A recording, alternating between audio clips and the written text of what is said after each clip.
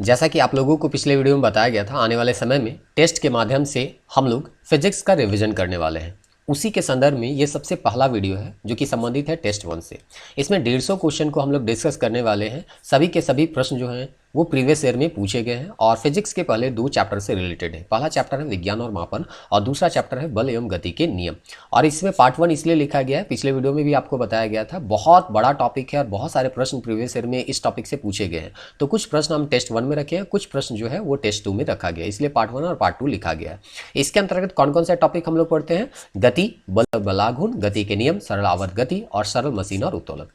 प्रत्येक प्रश्न का बेसिक एक्सप्लेनेशन यहाँ पे हम बताने का प्रयास करेंगे। अगर आप फिजिक्स पहले पढ़े हुए हैं तो उस बेसिक एक्सप्लेनेशन को देखने के बाद अगर कुछ चीज़ भूल भी रहे होंगे तो वो आपको याद हो जाएगा। हाँ, अगर कोई टॉपिक में आपको ज़्यादा दिक्कत होता है तो जो भी आपका बेसिक सोर्स है जिसे आप पढ़े हुए हैं उसको आप रेफर कर सकते हैं और उस टॉपिक को समझने का प्रयास कीजिए और इस तरह से इस वीडियो का आप लाभ उठाइए। इस वीडियो का और भी बेहतर तरीके से लाभ उठाने के लिए आप लोगों को पिछले वीडियो में ही तरीका बताया गया था कि ये जो क्वेश्चन अभी आप देख रहे हैं स्क्रीन में, ये क्वेश्चन का PDF जो हम टेलीग्राम चैनल में डाल दिए हैं। आपको कहा गया था पहले इस क्वेश्चन को आप अटेम्प्ट कीजिए और उसके बाद इस वीडियो को देखिए और उसके बाद आप चेक कीजिए कि कितना प्रश्न आपका सही हो रहा है और कितना प्रश्न आपका गलत हो रहा है।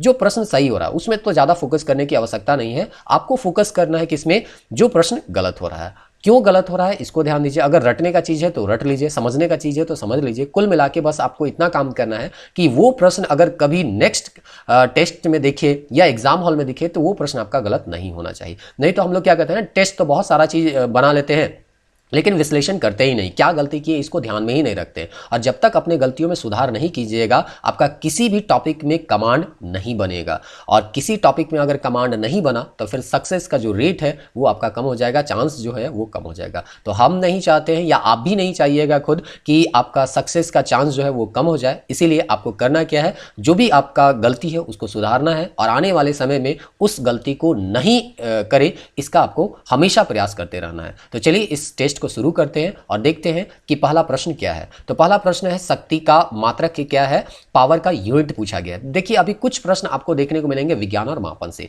और विज्ञान का जो पहला चैप्टर होता है जो कि मेजरमेंट से संबंधित है, वहां पे बताया जाता है पूरा साइंस बिना मेजरमेंट के पढ़ना ही संभव नहीं। आपको बल का, गति का, है ना, उसके बाद आपका वर्क का और वेव वगैरह, प्रकाश वगैरह, जितना भी चैप्टर आप पढ़ते हैं उसमें कहीं ना कहीं फिजिकल क्वांटिटी और उसका यूनिट पढ़ना होता है। तो उसी को कंपाइल करके फर्स्ट चैप्टर में आपको दिया जाता है। तो बहुत सारे लोग इसको रट लेते हैं, बहुत सारे लोग जो है चैप्टर वाइज इसको समझने का प्रयास करते हैं। तो जैसे भी हो आपको याद होना चाहिए और अगर ये याद होगा तो अभी आने वाले सवाल जो है वो बहुत इजी वे में आपको बन जाएगा। बहुत सारे सवाल आपको इजी क्वेश्चन देखने को मिलेंगे और बहुत सारे क्वेश्चन जो है आगे आते आते ट्विस्टेड में मिलेंगे। तो आपको ज़्यादा ध्यान देना है ट्विस्टेड क्वेश्चन में, क्योंकि इजी क्वेश्चन तो हर कोई बनाता है, आपको ट्विस्टेड क्वेश्चन को ही बनाना है और वही क्वेश्चन आपको भीड़ से थोड़ा सा आगे लेके जाएगा। तो चलिए देखते हैं इसका ऑप्शन क्या दिया गया है। हर्ट्ज है, वोल्ट है, वोट है और न्यूट्रॉन है। तो शक्ति, पावर तो सभी कोई जानते होंगे। पावर इज इक्वल टू क्या होता है? वर्क बाय टाइम होता है। इसको हम लोग हिंदी में परिभाषा में बोलते हैं कि प्रति इकाई समय में किए गए कार्य को ही हम शक्ति कहते हैं, पावर कहते हैं। यानी कि अगर इसको हम समझे कि 1 सेकंड ये इकाई है, यूनिट टाइम है। 1 सेकंड में अगर कोई व्यक्ति यहाँ पे 10 न्यूटन काम कर रहा है और वही 1 सेकंड में कोई व्यक्ति 20 न्यूटन काम कर रहा है, तो इसका मतलब शक्ति किसके पास होगा? जो 20 न्यूटन काम कर रहा है। तो इस तरह से हम तुलना करते हैं कि एक इकाई समय में कौन ज़्यादा काम कर रहा है, कौन कम काम कर रहा है। ज़्यादा काम करने वाला को बोलते हैं कि वो ज़्यादा शक्तिशाली है और जो कम काम करता है उसको हम बोलते हैं कम शक्तिशाली है। तो इसका जो यूनिट होता है वो वोट होता है, याद रखिएगा। और पहले से भी याद ही होगा, हम ये मान के चल रहे हैं। अभी कुछ क्वेश्चन बहुत ईजी मिलेंगे, आगे जैसे जैसे बढ़िएगा वैसे वैसे थोड़े ट्विस्टेड क्वेश्चन आपको देखने को मिलेंगे।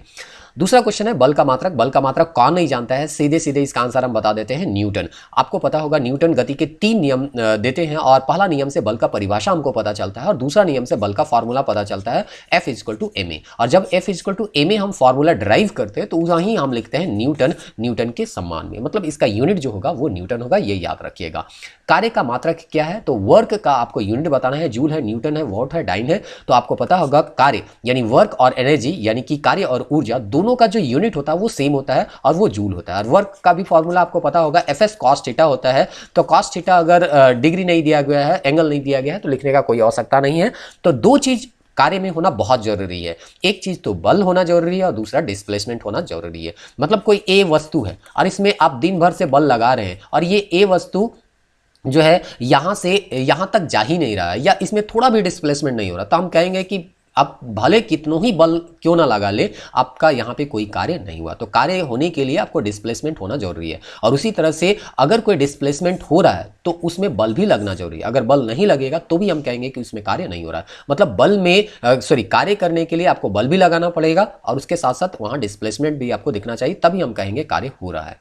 अगला प्रश्न है फ्रीक्वेंसी से। तो पूछा जा रहा है आवृत्ति को मापा जाता है, यानी कि फ्रीक्वेंसी को किस में मेजरमेंट किया जाता है, हर्ट्ज में, मीटर पर सेकंड में, रेडियन में या वाट में। तो ये बहुत इजी है, हमको लगता है सबको पता होगा। हर्ट्ज में ये मापते हैं। जब आप ध्वनि पढ़ रहे होंगे तो श्रव्य सीमा हम लोग पढ़ते हैं कि मनुष्य का श्रव्य सीमा कितना है, 20 हर्ट्ज से 20,000 हर्ट्ज तक। तो देखिए ये जो हर्ट्ज लिखे हैं वही क्या है, फ्रीक्वेंसी का यूनिट है, हम कह सकते हैं। और फ्रीक्वेंसी क्या होता है, बहुत ईजी वे में हम समझे तो 1 सेकंड में जितना दोलन है या जितना चक्कर हम लोग काटते हैं उसी को फ्रीक्वेंसी कहते हैं। मतलब मान के चलिए 1 सेकंड का हम टाइम लिए और कोई व्यक्ति ए से यहाँ पे चक्कर लगा रहा है और 1 सेकंड में यहाँ पे 5 चक्कर लगा लिया, तो उसका फ्रीक्वेंसी कितना होगा, 5 हर्ट्ज। तो इस तरह से फ्रीक्वेंसी बराबर होता है F equal to 1/t time interval. Time interval क्या होता है, एक चक्कर लगाने में जितना समय, जैसे कि एक चक्कर लगाने में आपको मान के चलिए 5 सेकंड लगा, तो वो आपका टी हो जाएगा। तो इस तरह से यहाँ पे टाइम और फ्रीक्वेंसी के बीच का ये रिलेशन है। ये चीज़ ऑलरेडी आप उम्मीद करते हैं वेव चैप्टर में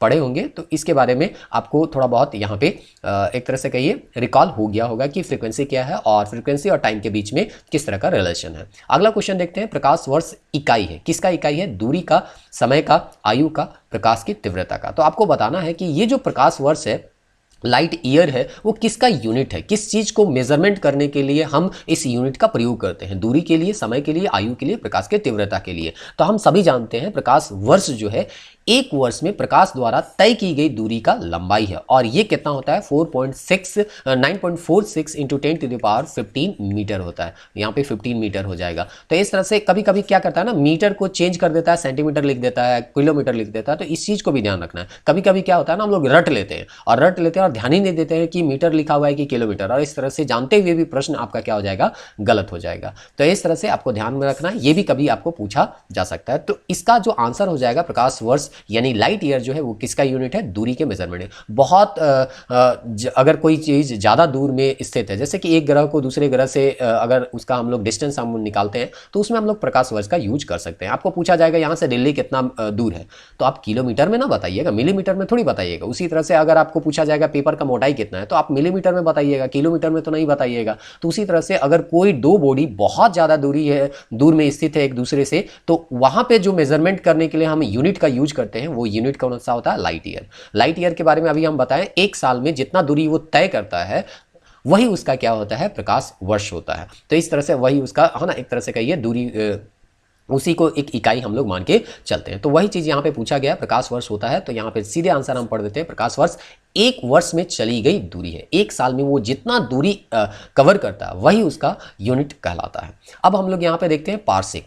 तो पूछा गया है एक पारसेक तारों संबंधी दूरियां मापने का मात्रक है। तो पारसेक के बारे में पूछा जा रहा है, ये भी दूरी को मापने का एक यूनिट है। तो यहाँ पे बोलता है कि दो तारे हैं एक दूसरे से बहुत दूर है, उसको मापने के लिए हम लोग पारसेक का यूज करते हैं। तो एक पारसेक बराबर यहाँ पे क्या होता है, 4.2 प्रकाश वर्ष, 3.2 प्रकाश 26 प्रकाश वर्ष, 4.50 प्रकाश वर्ष, 3.05 प्रकाश वर्ष। तो हम सभी जानते हैं, ये पहला चैप्टर में आपको किताब में अगर या कोई भी नोट्स अगर आप पढ़े होंगे या जिस भी किताब को रेफर करते होंगे तो ये सब यूनिट आपको पहला चैप्टर में देखने को मिल जाएगा। तो बहुत सारा चीज जो है रटना पड़ता है, ये सब रटने का ही चीज है। तो उम्मीद करते हैं आप इसको याद किए होंगे और ये याद किए होंगे कि एक पारसेक बराबर आपका 3.26 प्रकाश वर्ष होता है। आपको बस इतना याद करना है कि ये बड़ा यूनिट है, पारसेक जो है वो बड़ा यूनिट है। बड़ा यूनिट है कैसे जानेंगे, इधर आपको अगर तराजू मान के चलिए तो इधर एक पारसेक रख लीजिएगा और इधर प्रकाश वर्ष को कितना रखिएगा, 3.26, तब जाके दोनों इक्वल होगा। तो ये तो छोटा होगा ना, इसलिए इसमें 3 से भी ज्यादा एक तरह से कर रहे हैं प्रकाश वर्ष को रखना पड़ेगा, तब ये एक पारसेक के बराबर होगा। उम्मीद करते हैं ये बात समझ में आया होगा। प्रकाश वर्ष बड़ा यूनिट है, जैसे अगर किलोमीटर हम कहें तो ये बड़ा यूनिट है और मीटर जो है वो छोटा यूनिट है। तो उसी तरह से प्रकाश वर्ष छोटा यूनिट है और प्रकाश वर्ष के 3.26 गुना जो होता है वो पारसेक होता है, इसलिए पारसेक जो होता है वो बड़ा यूनिट है। आगे पूछा गया पारसेक जो होता है वो किसका मात्रक है, तो आपका दूरी का मात्रक है। फिर पूछा गया, देखिए अभी जो ये रिलेशन हम बताए ना उसी से संबंधित थोड़ा सा ट्विस्टेड क्वेश्चन यहाँ पे आपको दिखा है और इसीलिए हम बोलते हैं थोड़ा सा आपको धैर्यपूर्वक यहाँ पे रहना है, टेस्ट बनाना है और इस वीडियो को अंत तक देखना है। इससे जरूर आपको फायदा होगा, रिविजन भी हो जाएगा और कुछ अगर आप गलती कर रहे होंगे तो वो गलती आपसे नहीं होगा दोबारा आने वाले किसी भी टेस्ट में या कोई भी एग्जाम हॉल में भी जाइएगा तो ये प्रश्न दिखेगा तो गलती नहीं होगा। माप की कौन सी इकाई को 0.39 से गुना करने पर इंच प्राप्त होता है? तो यहाँ पे आप पढ़े होंगे कि 1 सेंटीमीटर बराबर यहाँ पे होता है 0.39 इंच होता है यहाँ पे। तो देखिए यहाँ पे सेंटीमीटर है और यहाँ इंच है, तो यहाँ पे 0.39 से मल्टीप्लाई कीजिएगा तो इतना नंबर आपको मिल जाएगा, और यहाँ पे आपका ये जो सेंटीमीटर है वो किस में कन्वर्ट हो जाएगा? इंच में। तो देखिए इस तरह से थोड़ा सा, बहुत ज़्यादा ट्विस्टेड नहीं है लेकिन थोड़ा सा यहाँ पे ट्विस्ट करके पूछा गया है। यहाँ पे ये नहीं पूछा है कि 1 सेंटीमीटर बराबर कितना इंच होता है, ये थोड़ा सा घुमा दिया है कि कौन से माप में हम 0.39 गुना करें कि हमको इंच प्राप्त हो जाएगा। तो सेंटीमीटर में अगर 0.39 हम लोग गुना करें तो हमको इंच प्राप्त होगा, ये चीज़ को आपको ध्यान रखना है। अब अगला प्रश्न जो है वो थोड़ा सा ज़्यादा ट्विस्टेड है, थोड़ा कैलकुलेशन वाला सवाल है, और इस तरह के भी प्रश्न आपको देखने को मिलेंगे। इसलिए हम बोले थे कि अगर पूरा क्वेश्चन बैंक को बनाइएगा तो आपको इजी क्वेश्चन भी मिलेगा और थोड़ा ट्विस्टेड भी मिलेगा। इजी क्वेश्चन तो आप बहुत इजी वे में याद भी कर सकते हैं या पहले से आपको याद भी होगा, थोड़ा सा आपको दिमाग लगाना है ट्विस्टेड क्वेश्चन में, और ये सब ट्विस्टेड जो क्वेश्चन है वही आपको भीड़ से आगे लेके चलेगा। तो चलिए पढ़ते हैं कि क्वेश्चन नंबर 10 में यहाँ पे क्या बोला गया है। बोलता है 6 फीट लंबे व्यक्ति की ऊंचाई नैनोमीटर में कैसे व्यक्त की जाएगी, और इस तरह से आपको 4 ऑप्शन दिए गए हैं। तो चलिए इसको हम लोग बनाने का प्रयास करते हैं कि कैसे नैनोमीटर में इसको कन्वर्ट करें और 6 फीट के व्यक्ति को हम नैनोमीटर में कितना मान सकते हैं, ये कैलकुलेट करने का चीज़ है। तो इसको हम लोग कैलकुलेट करके निकालने का प्रयास करते हैं। सबसे पहले इस प्रश्न को बनाने के लिए हम लोगों को नैनोमीटर और मीटर के बीच का रिलेशन निकालना होगा और फुट और आपका मीटर के बीच रिलेशन निकालना होगा, तभी हम लोग इसको निकाल सकते हैं। तो हम लोग जानते हैं, बहुत ये कॉमन सा थी है कि 1 मीटर बराबर कितना नैनोमीटर होता है, तो 10⁻⁹ नैनोमीटर होता है। अब यहाँ पे उल्टा हम यहाँ पे लिख दिए, यहाँ पे ऐसा नहीं होगा। 1 नैनोमीटर बराबर होगा 10⁻⁹ मीटर होता है। अब इसमें हम क्या कर देते हैं, 1 मीटर बराबर निकाल लेते हैं। तो अगर इसको हम डिवाइड में ले आए तो ये क्या हो जाएगा, 1/10 -9 मिली, यहाँ पे क्या हो जाएगा, नैनोमीटर। अब इसको हम बटे के ऊपर ले जाते हैं तो 10 टू द पावर क्या हो जाएगा, 9, यहाँ पे हो जाएगा नैनोमीटर। तो 1 मीटर बराबर यहाँ पे कितने नैनोमीटर होते हैं, 10 का पावर 9 नैनोमीटर होता है। ये हम रिलेशन ये नहीं होगा। यहाँ पे 1 नैनोमीटर बराबर यहाँ पे कितना होता है, 10 टू द पावर -9 मीटर होता है। इससे हम ये रिलेशन निकाले कि 1 मीटर बराबर कितना नैनोमीटर होता है, 10 टू द पावर 9 नैनोमीटर होता है। अब यहाँ पे आपको सवाल क्या पूछा गया है उसको देखिए। यहाँ पे पूछा है 6 फीट लंबे व्यक्ति की ऊंचाई, यानी कि यहाँ पे 6 फीट है, तो फीट और यहाँ पे मीटर के बीच तो रिलेशन निकाल नहीं सकते हैं, यहाँ पे नैनोमीटर, इसीलिए हम लोग फीट को फिर से किस में चेंज कर देते हैं, मीटर में। और फिर जब दोनों मीटर में हो जाएगा तो फिर इसको चेंज करने में कोई बहुत ज़्यादा परेशानी यहाँ पे नहीं होगा। तो एक यहाँ पे फीट बराबर यहाँ पे क्या हो जाता है, अगर 1 फीट बराबर यहाँ पे मीटर में लीजिएगा तो 1 फीट बराबर होता है, स्केल आप देखे होंगे 30.48 सेंटीमीटर के आसपास यहाँ पे आपको देखने को मिल जाएगा। इसी को अगर मीटर में अगर हम कन्वर्ट करें तो ये दशमलव जो है वो 2 अंक आगे आ जाएगा, क्योंकि हम लोग जानते हैं कि 100 सेंटीमीटर बराबर होता है यहाँ पे 100 सेंटीमीटर बराबर होता है 1 मीटर। ये चीज़ हम लोग जानते हैं, 1 मीटर बराबर कितना होता है, 100 सेंटीमीटर। तो वैसे भी ना यहाँ डिवाइड कर दीजिएगा तो 2 दशमलव जो है 2 अंक आगे यहाँ पे खिसक जाएगा। अब ये हमको मीटर में मिल गया। यहाँ पे 1 फीट का नहीं पूछा है, यहाँ पे 6 फीट का पूछा है। तो 6 फीट को निकालना है तो हमको क्या करना होगा, 6 को मल्टीप्लाई कर देना होगा 0.3048 यहाँ पे कर देंगे तो इतना मीटर हो जाएगा। अब बताइए 1 मीटर में इतना होता है तो इतना मीटर में क्या होगा, सीधे सीधे इसे मल्टीप्लाई कर दीजिए। तो 6 × 10 टू द पावर यहाँ पे ये कीजिएगा 3048 × 10 टू पावर यहाँ पे क्या कर दीजिएगा, -9। उसके बाद इसको मल्टीप्लाई कीजिएगा, तो मल्टीप्लाई करने से यहाँ पे जो आता है वो हम कैलकुलेट कर लेते हैं और आपको तुरंत बताते हैं। यहाँ पे आपका 0.3 यहाँ पे पॉइंट आपका हो जाएगा 3048 इंटू यहाँ पे हो जाएगा 6, तो ये हम लोगों का आता है लगभग 1.8288 आता है, और 10 टू द पावर माइनस यहाँ पे प्लस क्या हो जाएगा 9। अब यहाँ पे ऑप्शन देखते हैं कि क्या दिया है ऑप्शन। तो यहाँ पे दिया गया 183 यहाँ पे देखने को मिल रहा है। तो सीधा सा मतलब है यहाँ पे 2 दशमलव का हम लोग खिसका देते हैं। तो यहाँ पे देखिए 8 है, तो 8 है तो इसको हम लिख सकते हैं ना, 5 से ज़्यादा है तो यहाँ पे 3 लिख सकते हैं। तो वहाँ पे 83 लिख देते हैं, 83, और यहाँ पे दशमलव यहाँ पे क्या हो जाएगा, आ जाएगा यहाँ पे दशमलव 8 आ जाएगा, और 10 टू द पावर कितना हो जाएगा, 7 हो जाएगा यहाँ पे, क्योंकि 2 जीरो यहाँ से गुना कर दिए। तो हम मोटा मोटी इसको on an average 183 into 10 to the power 7 मान के चल सकते हैं, क्योंकि ऑप्शन तो यहाँ पे पॉइंट में दिया नहीं है। तो ये आपका सही आंसर हो जाएगा। इस तरह से यहाँ पे सही आंसर हम लोगों को ऑप्शन सी मिल जाता है। तो इस तरह के कैलकुलेशन भी आपको पूछे जाते हैं, तो इसको भी आपको ध्यान में रखना है। नेक्स्ट जो क्वेश्चन है वो भी थोड़ा सा ट्विस्टेड है, इसको भी ध्यान दीजिएगा। 1 नैनोमीटर होता है। देखिए यहाँ पे जितना भी यूनिट है, हम बार बार कहते हैं कि आपको ध्यान में रखना है कि मीटर में दे रहा है कि किलोमीटर में दे रहा है या सेंटीमीटर में दे रहा है। तो यहाँ पे आप ध्यान दे रहे होंगे तो सारा यूनिट जो है वो सेंटीमीटर में है, यानी कि नैनोमीटर और सेंटीमीटर के बीच का रिलेशन आपको पता होना चाहिए। तो इस तरह से ऑप्शन ए बोलता है 10 टू द पावर -6 सेंटीमीटर है, 10 टू द पावर -7 सेंटीमीटर है, 10 टू द पावर -8 सेंटीमीटर है, या 10 टू द पावर -9 सेंटीमीटर होगा। तो ये चीज़ है। तो कभी कभी क्या होता है ना, हम लोग रटे हुए रहते हैं 10 टू द पावर -9, तो डायरेक्ट इसको देखे और उसके बाद इसका आंसर बता दिए कि नहीं, ऑप्शन क्या हो जाएगा, डी हो जाएगा। लेकिन ये क्या हो जाएगा, गलत, क्योंकि इतना मीटर होता है ना कि सेंटीमीटर। तो यहाँ पे आपको ये भी पता होगा कि यहाँ पे 1 सेंटीमीटर और 1 मीटर के बीच, यहाँ पे 1 मीटर बराबर कितना होता है, 1 सेंटीमीटर होता है।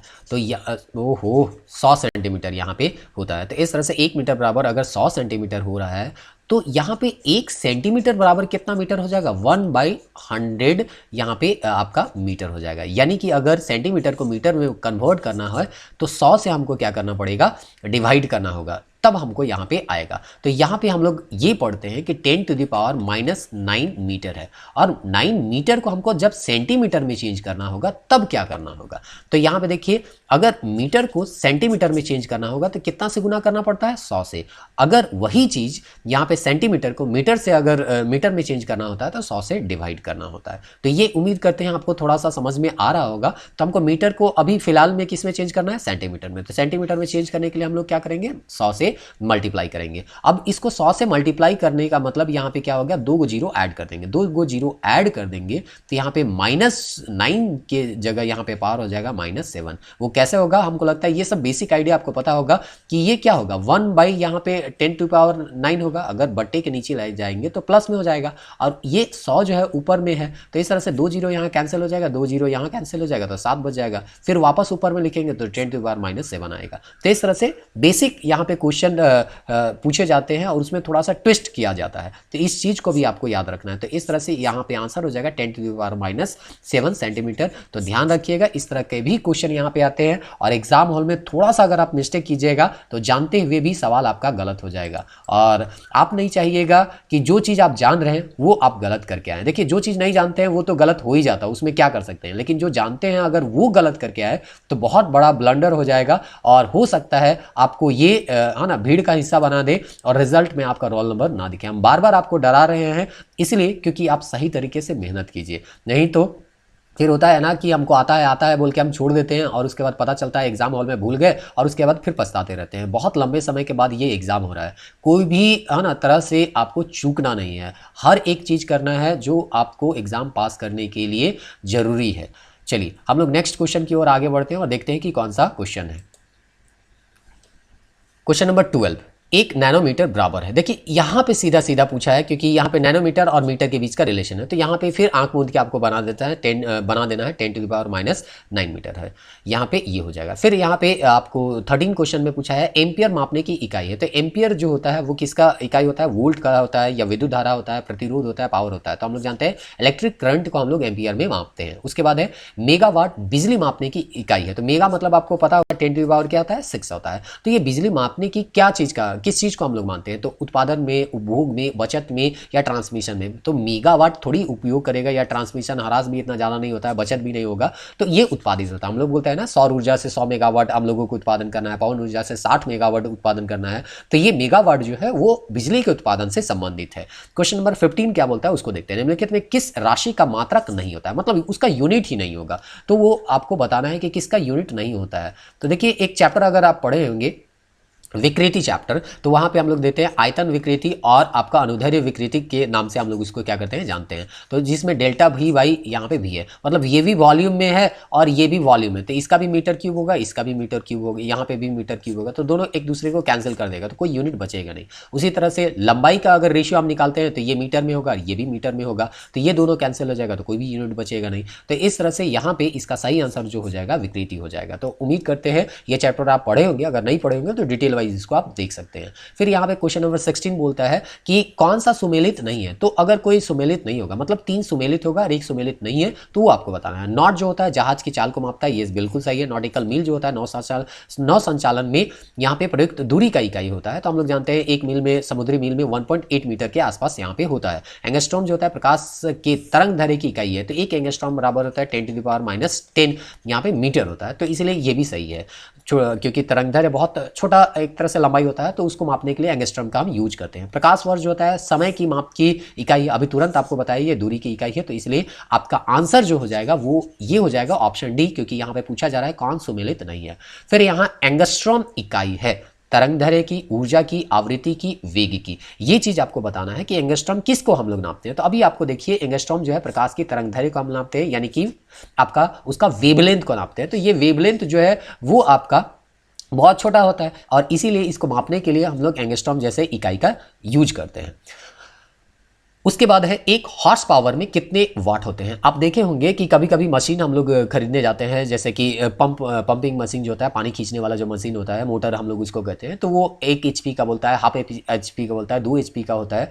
तो वो मोटर जो है वो उसका पावर बता रहा है। और अभी आपको हम बताएं कि पावर जो होता है वो क्या होता है कि 1 सेकेंड में वो कितना काम करता है, वही चीज़ वो बताता है पावर, और इसको वाट में हम लोग नापते हैं। तो पूछा जा रहा है हॉर्स पावर में कितना वाट होता है। तो ये बहुत ईजी है, चारों ऑप्शन हम पढ़ देते हैं, इसका सही आंसर आपको पता होगा, फिर भी हम यहाँ चारों ऑप्शन पढ़ के फिर सही आंसर को आपको बताते हैं। 1000 है, 750 है, 746 है और 748 है। तो उम्मीद करते हैं आपको ये पता होगा 746। जूल ऊर्जा उसी तरह से संबंधित है जैसे पास्कल से। तो बोलता है जूल जो है ऊर्जा से उसी से रहे। तो यहाँ पे ऊर्जा का एसआई यूनिट अभी हम आपको बताए, वर्क और एनर्जी दोनों का एसआई यूनिट जो होता है वो क्या होता है, जूल होता है। तो आपको ये पूछा जा रहा है पास्कल किसका यूनिट है। तो पास्कल जो यूनिट है वो मात्रा का होता है, दबाव का होता है, घनत्व का होता है, शुद्धता का होता है। तो ये जो पास्कल है वो यूनिट किसका है, प्रेशर का यूनिट होता है। तो प्रेशर इक्वल टू क्या होता है, फोर्स बाई एरिया होता है, यानी कि प्रति इकाई क्षेत्रफल पे लगने वाले बल को हम क्या कहते हैं, आपका दाब कहते हैं। तो इस तरह से यहाँ पे इसका जो यूनिट हो जाएगा वो क्या हो जाएगा, पास्कल हो जाएगा। फिर यहाँ पे पूछा गया है एक माइक्रोन किसके बराबर होता है।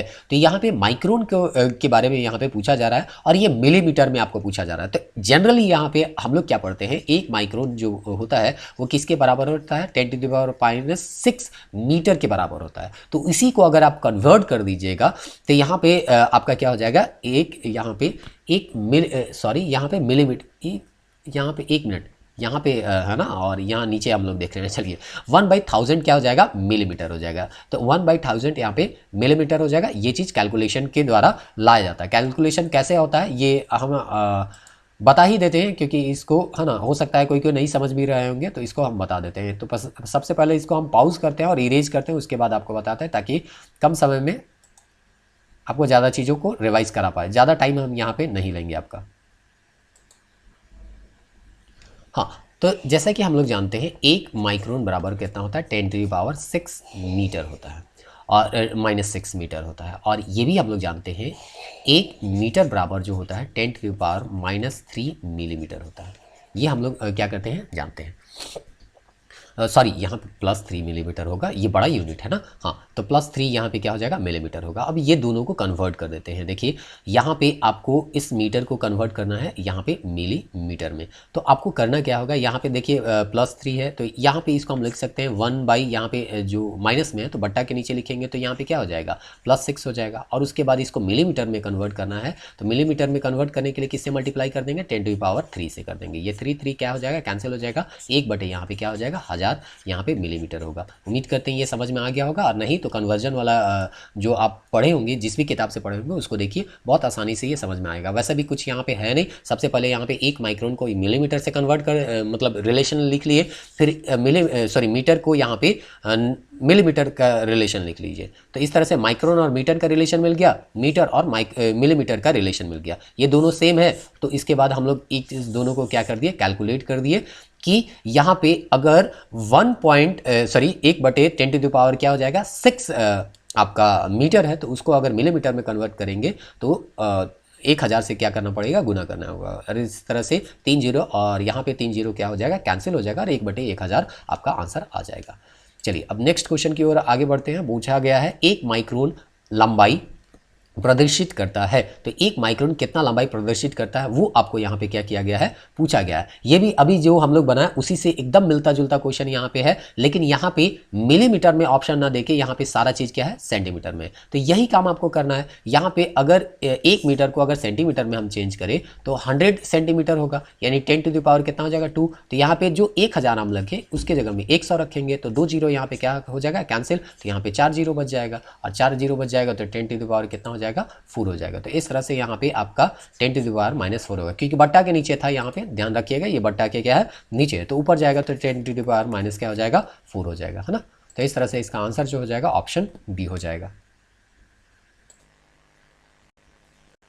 क्वेश्चन नंबर 22 बोलता है निम्नलिखित में कौन सा एक सुमेलित नहीं है। तो यहाँ फिर से 3 सुमेलित होगा और एक सुमेलित नहीं है, उसको आपको बताना है। डेसिबल ध्वनि की प्रबलता की इकाई है, ये बिल्कुल सही है। अश्वशक्ति शक्ति का इकाई है, अभी पावर का अभी बताया गया। हाफ HP 1 HP 2 HP जैसे बताया गया 746 वाट होता है, तो ये भी सही है। समुद्री मील नौ संचालन में दूरी का इकाई, ये भी हम लोग पढ़े 1.8 मीटर के आसपास यहाँ पे होता है। तो इस तरह से किलोमीटर के आसपास यहाँ पे होता है एक समुद्री मील, तो ये भी आपका सही है। सेल्सियस जो होता है वो ऊष्मा का इकाई है, ऐसा यहाँ पे दिया गया है। तो सेल्सियस जो होता है वो तापमान को मेजरमेंट करने के लिए हम लोग यूज करते हैं। ऊष्मा का जो इकाई होता है वो कैलोरी होता है। तो इस तरह से ये जो होगा कैलोरी हो जाएगा, ना कि सेल्सियस होगा। तो आंसर आपको वही पूछा जो कि सुमेलित नहीं है। तो इस तरह से आंसर डी जो हो जाएगा, आंसर जो हो जाएगा आपका सेल्सियस होगा, जो कि ऑप्शन डी में दिया गया है। फिर क्वेश्चन नंबर 23 पढ़ते हैं। 23 में यहाँ पे पूछा है निम्नलिखित में कौन सा ऊष्मा का इकाई नहीं है। मतलब फिर से यहाँ पे 3 ऊष्मा का यूनिट होगा, हीट का यूनिट होगा, और एक जो होगा वो हीट का यूनिट नहीं होगा। कैलोरी, किलो कैलोरी और किलो जूल, और लास्ट में है वॉट। तो वोट जो है वो ऊष्मा का नहीं बल्कि पावर का है। तो इस तरह से ऑप्शन डी इसका सही आंसर हो जाएगा। 24 देखते हैं, ऊष्मा की इकाई निम्नलिखित में कौन सी नहीं है। फिर से वही क्वेश्चन है, सेंटीग्रेड, कैलोरी आपका, उसके बाद अर्ग दिया है, फिर आपका जूल दिया है, और उसके बाद यहाँ पे पूछा जा रहा है कि कौन यहाँ पे ऊष्मा का इकाई नहीं है। तो सीधा सा मतलब है सेंटीग्रेड, अभी आपको बताया गया टेम्परेचर को मेजरमेंट करने के लिए हम लोग मापते हैं सेंटीग्रेड या डिग्री सेल्सियस के तौर पे यहाँ पे उसको जानते हैं। तो कैलोरी हो गया, अर्ग हो गया, जूल हो गया, ये ऊष्मा का इकाई है। 1 किलोमीटर दूरी का तात्पर्य क्या है, 100 मीटर है, 1000 सेंटीमीटर है, 1000 मीटर है, और यहाँ पे 100 सेंटीमीटर है। तो ये तो बहुत आसान क्वेश्चन है, सबको इसको जानते होंगे कि ये जो होता है 1 किलोमीटर बराबर कितना मीटर होता है, तो 1000 मीटर होता है। 1 पिको बराबर है ना, पिकोग्राम बराबर आपका कितना होता है वो आपको पूछा गया है। 10⁻⁻6 ग्राम होता है, 10⁻⁹ ग्राम होता है, 10⁻12 ग्राम होता है, 10⁻15 ग्राम होता है। तो ये जो होगा 10⁻12 ग्राम होगा। देखिए ये फैक्चुअल क्वेश्चन है, थोड़ा सा बोरिंग तो आपको लग रहा होगा, लेकिन फिर भी है ना, यहाँ पे आपको इस सब प्रश्न को जानना होगा, इसका कोई दूसरा उपाय नहीं है। अगर आप जानते हैं तो इसको फॉरवर्ड करके आप दूसरे चैप्टर वाला जो क्वेश्चन है उसको आप देख सकते हैं, लेकिन आपको है ना इन सब प्रश्नों को भी जानना है, क्योंकि यहाँ से भी प्रश्न पूछे जाते हैं। आप देख ही रहे हैं कितना सारा प्रश्न पूछा जा रहा है, तो ये भी बताना बहुत जरूरी है।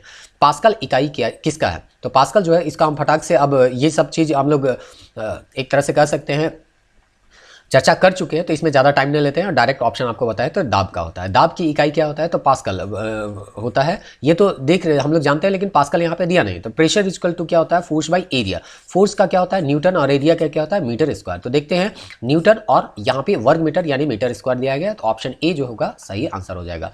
29 बोलता है वायुमंडल एटमॉस्फेरिक प्रेशर की इकाई क्या है, बार है, नॉट है, जूल है, या ओम है, ऐसा करके यहाँ पे क्या किया गया है आपका पूछा गया है। तो आपको बताना है कि इनमें से कौन सा आंसर आपका क्या है सही है। तो सबसे पहला ऑप्शन है वही सही है। एक बार बराबर होता है 10⁻5 न्यूटन पर मीटर स्क्वायर। मतलब इतना, अगर 1 मीटर स्क्वायर अगर एरिया आप लीजिएगा तो वायु का जो दाब है ऑन एन एवरेज आपका 10⁻5 न्यूटन लगता है, इतना बल लगाता है वो नीचे की ओर। फिर यहाँ पे अब स्केलर और वेक्टर क्वांटिटी से पूछा गया है, सदिश और अदिश से यहाँ पे पूछा गया है। तो उसी से संदर्भित एक क्वेश्चन यहाँ पे देखने को मिल रहा है, निम्नलिखित में कौन सा यहाँ पे अदिश राशि यानी स्केलर क्वांटिटी है, ये आपका पूछा जा रहा है। तो सबसे पहले यहाँ पे ऑप्शन देखते हैं, बल, दाब, वेग और त्वरण। तो जो दाब होता है वो एक अदिश राशि है, बाकी बल जो हो गया, वेग जो हो गया और त्वरण हो गया, ये सभी के सभी जो हैं वो आपके सदिश राशि होते हैं। नेक्स्ट क्वेश्चन को देखते हैं, क्या है 31 क्वेश्चन नंबर। तेल की एक बैरल में निम्नलिखित में कितना लीटर होता है? 131 लीटर, 159 लीटर, 169 सॉरी 79 है और 201 है। तो हम लोग जानते हैं 159 यानी 159 लीटर होता है एक बैरल में। क्रूड ऑयल जब हम लोग खरीदते हैं तो बैरल में हम लोग खरीदते हैं तो वो उसमें यूज होता है। लंबाई की न्यूनतम इकाई क्या है, सबसे छोटा इकाई क्या है, वो आपको यहाँ पे बताना है। तो एक माइक्रोमीटर बराबर कितना होता है? 10⁻⁻6 मीटर होता है। नैनोमीटर 10⁻⁻9 होता है। एंगस्ट्रॉम 10⁻⁻ यहाँ पे 10 होगा और फर्मी मीटर जो होता है वो आपका 10⁻⁻15 होता है। तो माइनस में अगर कोई भी पावर है तो जितना बड़ा है ना नंबर रहता है वो उतना ही बड़ा उतना ही छोटा नंबर यहाँ पे होता है। जितना ज़्यादा पावर रहेगा उतना ही छोटा नंबर होगा। तो 10⁻⁻15 यहाँ पे देखने को मिल रहा है, तो सबसे छोटा जो होगा वो फर्मी मीटर ही यहाँ पे आपको देखने को मिलेगा। अगला है क्यूसेक में क्या मापा जाता है? जल की शुद्धता, जल की गहराई, जल का बहाव, जल की मात्रा। तो यहाँ पे जल का बहाव को हम लोग मानते हैं। एक क्यूसेक जो होता है वो कितने के बराबर होता है? तो अगर एक सेकेंड में 28 लगभग 317 लीटर पानी अगर बह गया तो हम कहते हैं कि एक क्यूसेक पानी जो है वो फ्लो हो गया। तो इस तरह से यहाँ पे जल का बहाव को यहाँ पे क्यूसेक में हम लोग मापते हैं। निम्नलिखित में कौन सा एक वायुमंडल में ओजोन के परत की मोटाई का नाप करने वाली इकाई है? तो इसका सही आंसर हो जाएगा डॉप्शन। सोनार निम्नलिखित के द्वारा प्रयोग किया जाता है। यहाँ पे सोनार जो है वो किसके द्वारा प्रयोग किया जाता है वो आपको पूछा जा रहा है। तो अगर आप जेपीएससी दिए होंगे तो इस बार पूछा गया था पराश्रव्य ध्वनि तरंग के बारे में और वहाँ पे ये सब सारा चीज़ को एक्सप्लेन करके लिखना था। तो यहाँ पे सोनार जो पूछा गया है या सोनार जो यहाँ पे पूछा जा रहा है वो कहाँ यूज हो रहा है ये चीज़ आपको बताना था। तो ये बहुत आसान है। नौ संचालकों के द्वारा जब समुद्र में गहराई नापना हो या समुद्र के में क्या है क्या नहीं है वो चीज़ आपको जानना है तो इसके लिए सोनार का हम लोग क्या करते हैं यूज करते हैं। आगे दिया गया महासागर में डूबी हुई वस्तु की स्थिति जानने में निम्नलिखित में किस यंत्र का प्रयोग करते हैं? तो फिर से वही है सोनार होगा। सोनार में हम उपयोग करते हैं, कौन सा उपयोग करते हैं? तो पराश्रव्य ध्वनि तरंग का हम लोग क्या करते हैं उपयोग करते हैं क्योंकि इसमें एनर्जी जो है वो बहुत ज़्यादा होता है। फिर ध्वनि की तीव्रता मापने के लिए हम लोग कौन सा यूज करते हैं, कौन सा यंत्र जो हो वो यूज करते हैं वो आपको पूछा जा रहा है। क्रोनोमीटर है, एनीमोमीटर है, ऑडियोफोन है और ऑडियो यहाँ पे मीटर है। ये चीज़ आपको यहाँ पे क्या किया जा रहा है पूछा जा रहा है। तो इसका सही आंसर आपका क्या हो जाएगा? तो ऑडियो मीटर हो जाएगा। पराश्रव्य ध्वनि तरंग किसको कहते हैं? तो 20,000 हर्ट्ज से अगर ज़्यादा हो जाएगा तो हम लोग उसको पराश्रव्य ध्वनि तरंग के नाम से जानते हैं। श्रव्य तो बता ही दिए थे 20 से 20,000 है। अपश्रव्य 20 से क्या हो जाएगा कम अगर हो जाएगा तो उसको अपश्रव्य के नाम से जानते हैं। आगे दिया है एनीमोमीटर निम्नलिखित में किसका मापन के लिए किया जाता है? तो एनीमोमीटर जो है वो हम लोग किस में यूज करते हैं, किसके मेजरमेंट के यूज के लिए करते हैं वो पूछा जा रहा है। पानी के बहाव की गति के लिए, पानी की गहराई के लिए, पवन वेग में, प्रकाश की तीव्रता के लिए। तो इसका सही आंसर हो जाएगा पवन का वी। वायु की गति निम्नलिखित के द्वारा मापी जाती है। तो अभी तुरंत आपको एनीमोमीटर के बारे में बताया गया, यह इसका सही आंसर है। निम्नलिखित में कौन सुमेलित नहीं है? एनीमोमीटर वायु के चाल, ये बिल्कुल सही है। अमीटर जो है विद्युत धारा है, ये भी सही है। टोक्योमीटर दाबांतर, ये आपका गलत हो जाएगा। पायरोमीटर उच्च ताप होता है, ये आपका सही हो जाएगा। तो इस तरह से आंसर आपका कौन पूछा गया है? जो सही नहीं है। तो इस तरह से ऑप्शन सी जो होगा आपका आंसर हो जाएगा। पायरोमीटर किसके मापन में प्रयोग किया जाता है? तो अभी देखिए पायरोमीटर उच्च ताप के लिए किया जाता है, तो इसका सही आंसर हो जाएगा ऑप्शन सी उच्च ताप। उसके बाद 43 देखते हैं, निम्नलिखित तापमापियों में किसे पायरोमीटर कहा जाता है? ताप विद्युत तापमापी, विकिरण तापमापी, गैस तापमापी या द्रव तापमापी। तो यहाँ पे आपका सही आंसर हो जाएगा विकिरण तापमापी। वह थर्मामीटर जो कि 2000 डिग्री सेल्सियस मापने हेतु प्रयोग होता है, तो कौन सा होता है? पूर्ण विकिरण पायरोमीटर। यही रिपीटेड हो रहा है। पायरो हीलियोमीटर का प्रयोग निम्नलिखित में किसे मापने के लिए किया जाता है? फिर से एकदम सेम प्रकार का ही क्वेश्चन है, थोड़ा सा डिफरेंट टाइप से है, इसलिए हम सबको यहाँ पे रखे हैं। तो इसका हो जाएगा सोलर रेडिएशन को नापने में यूज करते हैं। मैनोमीटर द्वारा किसकी माप की जाती है? तो देखिए आप जब गाड़ी वगैरह में हवा भरवाते हैं तो उसमें हवा कम है कि ज़्यादा है इसके लिए चेक करता है, वो जो डिवाइस होता है उसी को मैनोमीटर कहते हैं। तो यहाँ पे गैस का जो दाब होता है यहाँ पे उसको हम लोग क्या करते हैं, उसका मेजरमेंट करते हैं। गैस का दाब शायद ऑप्शन बी में ही था, यहाँ पे गैसों का दाब। तो इसका आंसर हो जाएगा गैसों का दाब।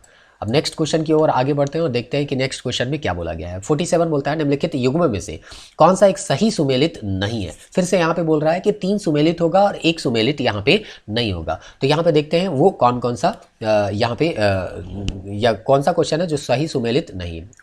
ऑडोमीटर है वाहन की पहियों द्वारा तय की गई दूरी, ये बिल्कुल सही है। ओडोमीटर है विद्युत चुम्बकीय तरंगों की आवृत्ति मापने का, ये भी सही है। ऑडियोमीटर है ध्वनि के तीव्रता मापक यंत्र, ये भी सही है। और ए मीटर जो है विद्युत शक्ति नहीं होगा, यहाँ विद्युत धारा होगा। तो ठीक ना, तो इस तरह से ये आपका गलत हो जाएगा। तो गलत ही पूछा गया था, तो आंसर आपका हो जाएगा डी। विद्युत धारा निम्नलिखित में किस उपकरण से नापी जाती है? तो अभी तुरंत आपको बताया गया एमीटर। वायुमंडल दाब को मापने के लिए जिस यंत्र का उपयोग किया जाता है वो यंत्र का नाम है क्या? बैरोमीटर। दूध का अपेक्षित घनत्व जो है उसको है ना ज्ञात किया जाता है, तो लैक्टोमीटर से ज्ञात किया जाता है। दूध के घनत्व को किसके द्वारा मापा जाता है? तो यहाँ फिर से वही क्वेश्चन रिपीटेड है, लैक्टोमीटर। वायु की सापेक्ष आर्द्रता नापी जाती है, तो यहाँ पे पूछा जा रहा है वायु का सापेक्ष आर्द्रता जो है वो हम लोग किस में नापते हैं? तो वो हो जाएगा आपका हाइग्रोमीटर हो जाएगा। देखिए यहाँ पे हाइड्रोमीटर भी है, लेकिन हाइड्रोमीटर में दो जो द्रव्य होता है उसके सापेक्ष जो घनत्व होते हैं उसको हम लोग वहाँ पे मापते हैं। क्वेश्चन नंबर 53 यहाँ पे बोलता है हवा में आर्द्रता नापने के लिए, फिर से सेम टू सेम क्वेश्चन है, हाइग्रोमीटर ही हो जाएगा। निम्नलिखित में कौन सा सुमेलित है? यहाँ पे देखिए है, मतलब एक ही सुमेलित होगा और 3 यहाँ पे जो होगा वो गलत होगा। तो थर्मोसिस्टर होता है, इलेक्ट्रॉनिक थर्मामीटर होता है और यही सही है, बाकी सभी यहाँ पे क्या होंगे? गलत होंगे। तो उसको अभी हम लोग नहीं पढ़ रहे हैं। सूची 1 और सूची 2 को यहाँ पे क्या करना है? मिलाना है। तो स्टेथोस्कोप जो होगा वो क्या करता है? हृदय की ध्वनि को सुनने में, अब डॉक्टर के साथ जिसको आला भी हम लोग यहाँ पे बोलते हैं वो होगा। स्फिग्नोमीटर जो होता है वो क्या होता है? जो बगल हाथ में क्या किया जाता है? लगाया जाता है और उसके बाद आपका ब्लड प्रेशर को नापता है। तो ये हो गया। फिर है कैरोटोमीटर। कैरोटोमीटर नाम से ही कैरेट आ रहा है तो सोने की शुद्धता होगा। और लक्स मीटर जो है प्रकाश की तीव्रता मापने के लिए यूज होता है। तो इस तरह से इसका सही ऑप्शन हो जाएगा ऑप्शन सी। रक्तदाब मापने के लिए अभी आपको बताया गया स्फिग्नोमीटर का क्या किया जाता है? यूज किया जाता है। फिर क्वेश्चन नंबर 57 है 1500 डिग्री सेल्सियस से अधिक तापमान, अभी वहाँ 2000 लिखा था, अभी यहाँ 1500 लिखा है, तो बस है पायरो हीलियोमीटर, अलग अलग नाम से इसको जानते हैं, पायरोमीटर के नाम से यूज किया जाता है, विकिरण तापमापी है ना। चलिए, प्रकाश की तीव्रता नापने के लिए जिस उपकरण का उपयोग किया जाता है वो कौन सा होता है? तो लक्स मीटर। कि प्रकाश का जो तीव्रता स्पीड है उसको अगर आपको नापना है तो उसके लिए लक्स मीटर एक डिवाइस होता है। रडार का उपयोग कहाँ होता है? तो रडार जो है उसका उपयोग कहाँ होगा? तो ये जो दिया गया ऑप्शन सी है वो सही होगा। रेडियो तरंग द्वारा वस्तुओं की स्थिति ज्ञात करने के लिए रडार का उपयोग हम लोग करते हैं। वायुयान के द्वारा जनरली इस चीज़ का यूज किया जाता है। निम्नलिखित में कौन सी राशि रिक्टर पैमाने के द्वारा मापी जाती है? तो हिम नदी की चाल, जनसंख्या वृद्धि, भूकंप की तीव्रता। तो यहाँ पे रिक्टर पैमाना कौन नहीं जानता है? भूकंप की तीव्रता। तो भूकंप की तीव्रता है ना, कि क्या उसका इंटेंसिटी है उसको मापना है, तो उसको हम लोग किस में मापते हैं? रिक्टर पैमाना में। रिक्टर पैमाना मापने के लिए यूज होता है भूकंपीय लहरों का आयाम। जितना ज़्यादा उसका एम्पलीट्यूड होगा वो उतना ही ज़्यादा इंटेंसिटी का भूकंप होगा। कौन सा सुमेलित नहीं है? सेल्सियस ताप है, किलोवाट विद्युत है, RH फैक्टर जो है वो रक्त है, और रिक्टर पैमाना जो होता है वो आर्द्रता। तो आर्द्रता तो होता नहीं है ना। चलिए, तो इस तरह से ये तो भूकंप का है, तो इस तरह से आंसर जो हो जाएगा आपका यही होगा, क्योंकि सम्मिलित नहीं है, पूछा गया था।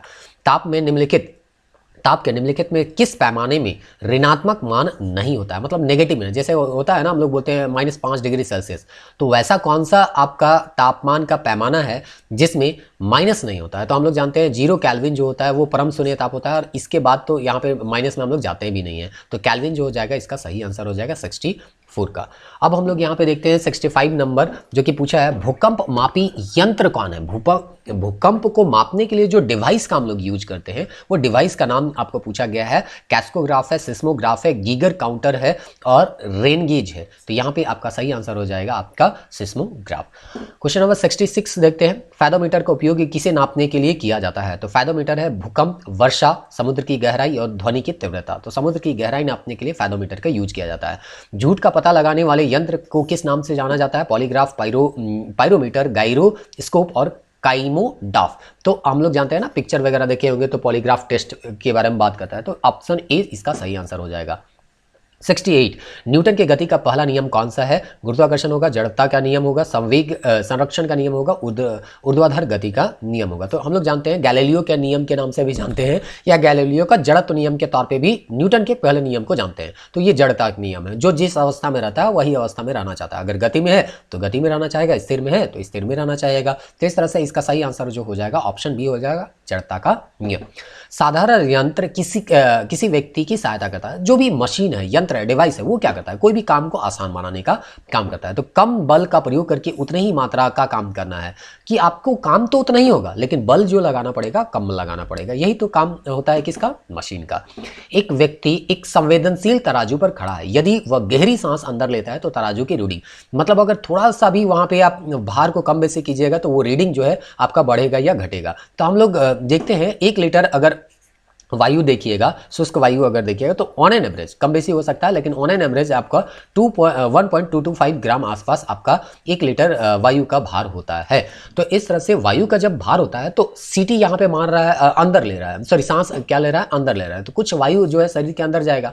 और ये सेंसेटिव तराजू है, तो थोड़ा भी अगर वेट बढ़ेगा तो उसका रीडिंग जो होगा वो आपका कम बेसी दिखाएगा। तो जब वायु अंदर ले रहे हैं तो वेट तो आपका क्या होना चाहिए, बढ़ना चाहिए, क्योंकि 1 लीटर जो है वो 1.225 ग्राम के बराबर है। तो कुछ ना कुछ वेट तो आपका बढ़ेगा, भले बहुत रेयर होगा लेकिन बढ़ेगा, घटेगा यहाँ पे नहीं। तो इस तरह से इसका सही आंसर आपका क्या हो जाएगा, ऑप्शन ए हो जाएगा। तो इस तरह से थोड़ा थोड़ा बेसिक क्वेश्चन आपको पूछा जाता है, बहुत इजी क्वेश्चन रहता है, अगर थोड़ा सा ध्यान दीजिएगा तो बन जाएगा। और थोड़ा गड़बड़ा गया अगर एग्जाम हॉल के प्रेशर में आप आ गए तो फिर वहाँ पे गलती हो सकता है। वॉशिंग मशीन का कार्य का सिद्धांत कौन है, वॉशिंग मशीन किस सिद्धांत पे काम करता है वो पूछा जा रहा है। अपकेंद्रण, अपोहन, उत्कर्ण, प्रसारण और विसरण। तो हम लोग जानते हैं अपकेंद्रण यानी सेंट्रीफ्यूगल फोर्स होता है। ऐसा भी जानते होंगे वॉशिंग मशीन में कपड़ा जो है किनारे की ओर चला जाता है ना, घूमता है, तो इस तरह से वो अपकेंद्र, केंद्र से दूर भागता है, सेंट्रीफ्यूगल है। निम्नलिखित में कौन सी राशि वेक्टर नहीं है, फिर से यहाँ पे एक स्केलर और वेक्टर यहाँ पे है। वेक्टर किसको बोलते हैं, जिसमें दिशा होता है उसको वेक्टर है, मतलब दिशा बताना बहुत जरूरी होता है। अगर दिशा नहीं बताए तो हो सकता है कुछ कैलकुलेशन ना हो। तो जहाँ दिशा का आवश्यकता होता है, जिस राशि में दिशा होता है उसको हम लोग सदिश बोलते हैं, जिसमें दिशा नहीं होता है उसमें सदिश नहीं होता है। तो इस तरह से विस्थापन में तो सदिश होगा, वेग में भी सदिश होगा, बल भी सदिश होगा। आयतन जो है, आयतन में आप 10 लीटर कर दीजिए, क्या फर्क पड़ता है ना, पूरा पश्चिम बताने का कोई आवश्यकता यहाँ पे नहीं है। निम्नलिखित में कौन सी एक सदिश राशि है, यहाँ पे दिशा बताना होगा, जिसमें दिशा है, संवेग है, दाब है, ऊर्जा है, कार्य है। तो हम लोग जानते हैं संवेग जो होता है एक सदिश राशि होता है, P = mv होता है, यानी मास इंटू वेलोसिटी हम लोग करते हैं। तो इस तरह से यहाँ पे याद रखना है कि संवेग जो है एक सदिश राशि है और बाकी 3 जो ऑप्शन दिया जा रहा है वो अदिश राशि है। तो इस तरह से बाकी तीनों ऑप्शन को भी आपको ध्यान देना, हो सकता है अदिश राशि पूछा जाएगा और ये 3 ऑप्शन आपको दिखेगा, तो ये तीनों ऑप्शन में कोई भी एक ऑप्शन सही हो सकता है। निम्नलिखित में कौन सा, फिर से यहाँ पे पूछा गया है, सदिश राशि है, तो यहाँ अभी तुरंत आपको बताया गया विस्थापन जो है वो सदिश राशि है, समय, चाल और दूरी ये अदिश राशि के तौर पर जाने जाते हैं। क्वेश्चन नंबर 75 है, पदार्थ के संवेग, मोमेंटम और वेग के अनुपात में कौन सी भौतिक राशि आपको प्राप्त होगा। तो मोमेंटम P बराबर क्या होता है, m/v, और उसके बाद वेग है, तो वेग को हम कहाँ लिख लेंगे, बटे के नीचे, दोनों में भी कैंसिल हो जाएगा, बचेगा क्या, द्रव्यमान। तो इस तरह से ऑप्शन सी इसका सही आंसर हो जाएगा। 76, बल किसका गुणनफल है। तो हम लोग न्यूटन के दूसरे नियम से हम लोग F = क्या निकालते हैं, ma निकालते हैं। तो m जो हो गया द्रव्यमान और a जो हो गया एक्सेलरेशन हो गया।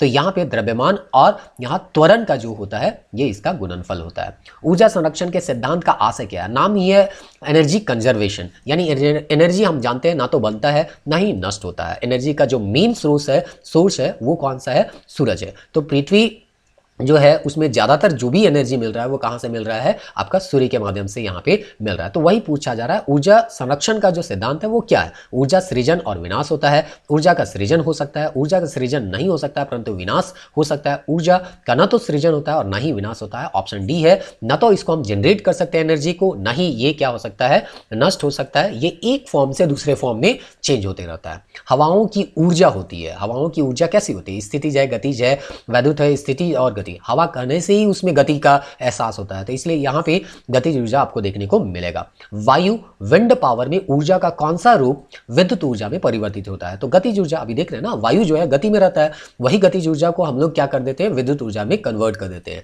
आगे बोलता है, एक ट्रेन जैसा ही चलना आरंभ करता है उसमें बैठे हुए यात्री का सिर पीछे की ओर झुक जाता है, इसका कारण क्या है। स्थिर जड़त्व है, गति जड़त्व होने का तो जड़त्व ही होगा, ये जड़त्व आघूर्ण और द्रव्यमान का संरक्षण यहाँ तो होगा नहीं है। तो आपको बताना है स्थिर जड़त्व है कि गति जड़त्व। तो कोई व्यक्ति ट्रेन चलना आरंभ करता है उसके बाद पीछे की ओर झुकता है, यानी पहले वो किस अवस्था में था, स्थिर अवस्था में। अब जैसे ट्रेन आगे जाएगा वो अपने आप को किस अवस्था में रखना चाहेगा, तो स्थिर में। तो इसीलिए इसमें जड़त्व कौन सा हो जाएगा, स्थिर जड़त्व। मतलब वो पहले स्थिर था और अपने आप को स्थिर ही रखना चाहेगा, इसीलिए इसको हम लोग बोलते हैं स्थिर जड़त्व का ये क्या कर रहा है, पालन कर रहा है। तो स्थिर जड़त्व में आप क्या होते हैं, गाड़ी चलने के दौरान या गाड़ी अचानक जब चलता है तो पीछे की ओर मुड़ जाते हैं, और वही चलती गाड़ी में अगर कोई ब्रेक मार दे तो आप आगे की ओर झुक जाते हैं। क्यों? क्योंकि आपका पूरा शरीर गति में रहता है और वो चाहता है कि वो आगे बढ़ता रहे। तो इस तरह से यहाँ पे स्थिर जड़त्व और गति जड़त्व है। नेक्स्ट क्वेश्चन हम लोग देखते हैं जो कि कथन और कारण से संबंधित है।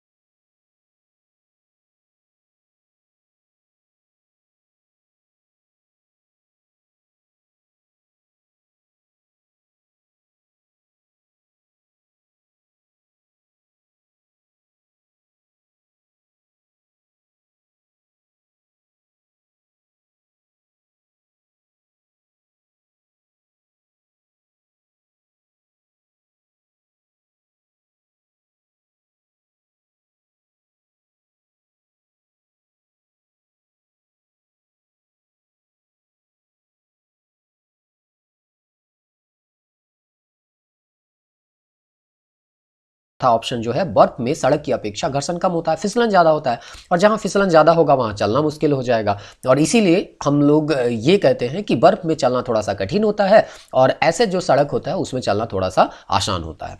क्वेश्चन नंबर 83 है, फिर से यहाँ पे कथन और कारण आपको देखने को मिल जाएगा। तो सबसे पहले यहाँ पे कथन देखते हैं और उसके बाद जो निष्कर्ष निकाला गया है वो निष्कर्ष को हम लोग समझने का प्रयास करेंगे कि वो निष्कर्ष सही है कि, या यहाँ 4 निष्कर्ष दिए गए हैं, वो चारों निष्कर्ष में कौन सा कथन जो है, निष्कर्ष जो है वो सही है, वो हम लोग जानने का प्रयास करेंगे। तो सबसे पहले कथन पढ़ लेते हैं। बोलता है, भरी हुई गाड़ी को चलाने में उसे चलायमान रखने के लिए आवश्यक ताकत से अपेक्षाकृत अधिक ताकत से धक्का देना पड़ता है। कहने का मतलब है, पहले क्वेश्चन समझ लीजिए कि एक यहाँ पे क्या है, गाड़ी है जो कि भरा हुआ है। कहने का मतलब यहाँ इंसान यहाँ पे क्या हुआ होगा, बैठा हुआ होगा। बोलता है, कुछ चलाने में, भरी हुई गाड़ी को चलाने में उसे चलायमान रखने के लिए आवश्यक ताकत के अपेक्षाकृत अधिक धक्का से, है ना, धक्का देना पड़ता है। तो यहाँ पे बोलता है ऑप्शन ए जो है, अगर इसको हम लोग पढ़ते हैं तो यहाँ पे बोलता है किसी चलायमान वस्तु का भार कम होता है, प्रारंभ में पहिए फिसलने लगते हैं, एक बार गाड़ी चल पड़ने के बाद घर्षण यहाँ पे क्या हो जाता है, कम हो जाता है, अभ्यास से निपुणता प्राप्त होती है। तो देखिए ये तो बिल्कुल यहाँ पे गलत है, इसका कोई मतलब है नहीं।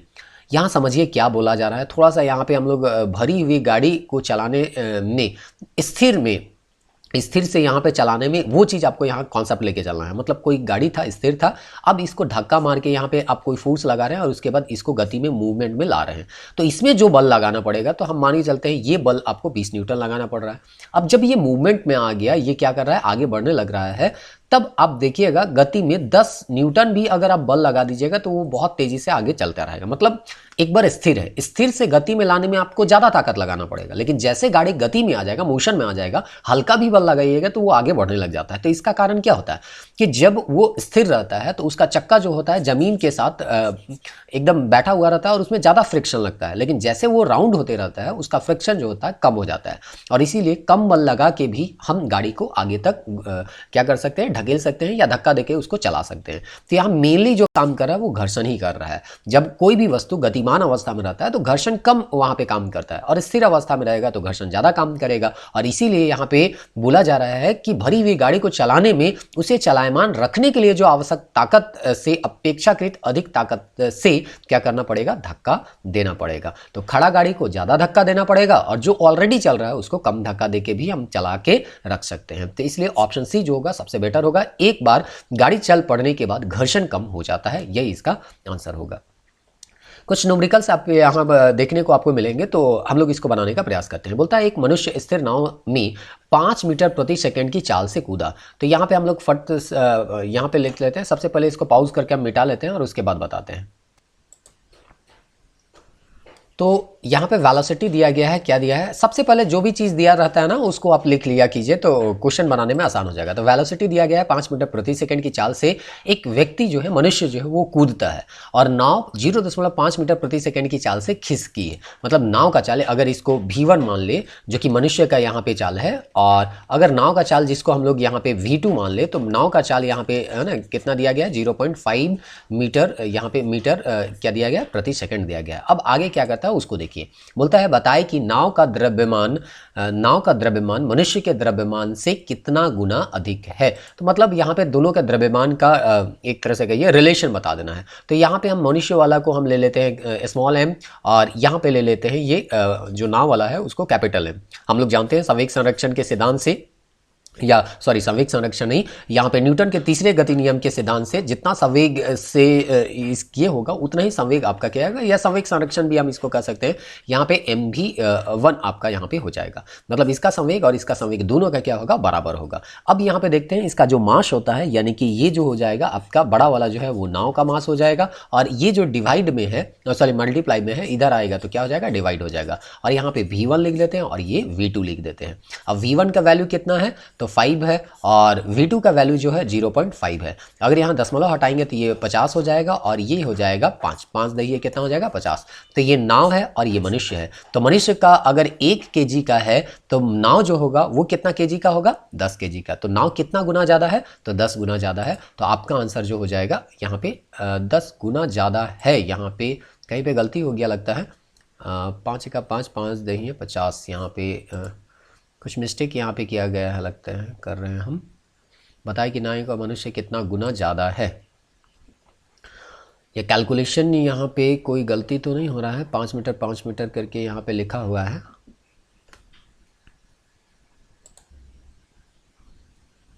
सॉरी, ऑप्शन में तो यहाँ 10 गुना ही दिख रहा है, हम ऑप्शन में ही देखने नहीं सक रहे हैं। चलिए ठीक है, 10 ही आंसर होगा, ठीक ना, 10 गुना हो जाएगा।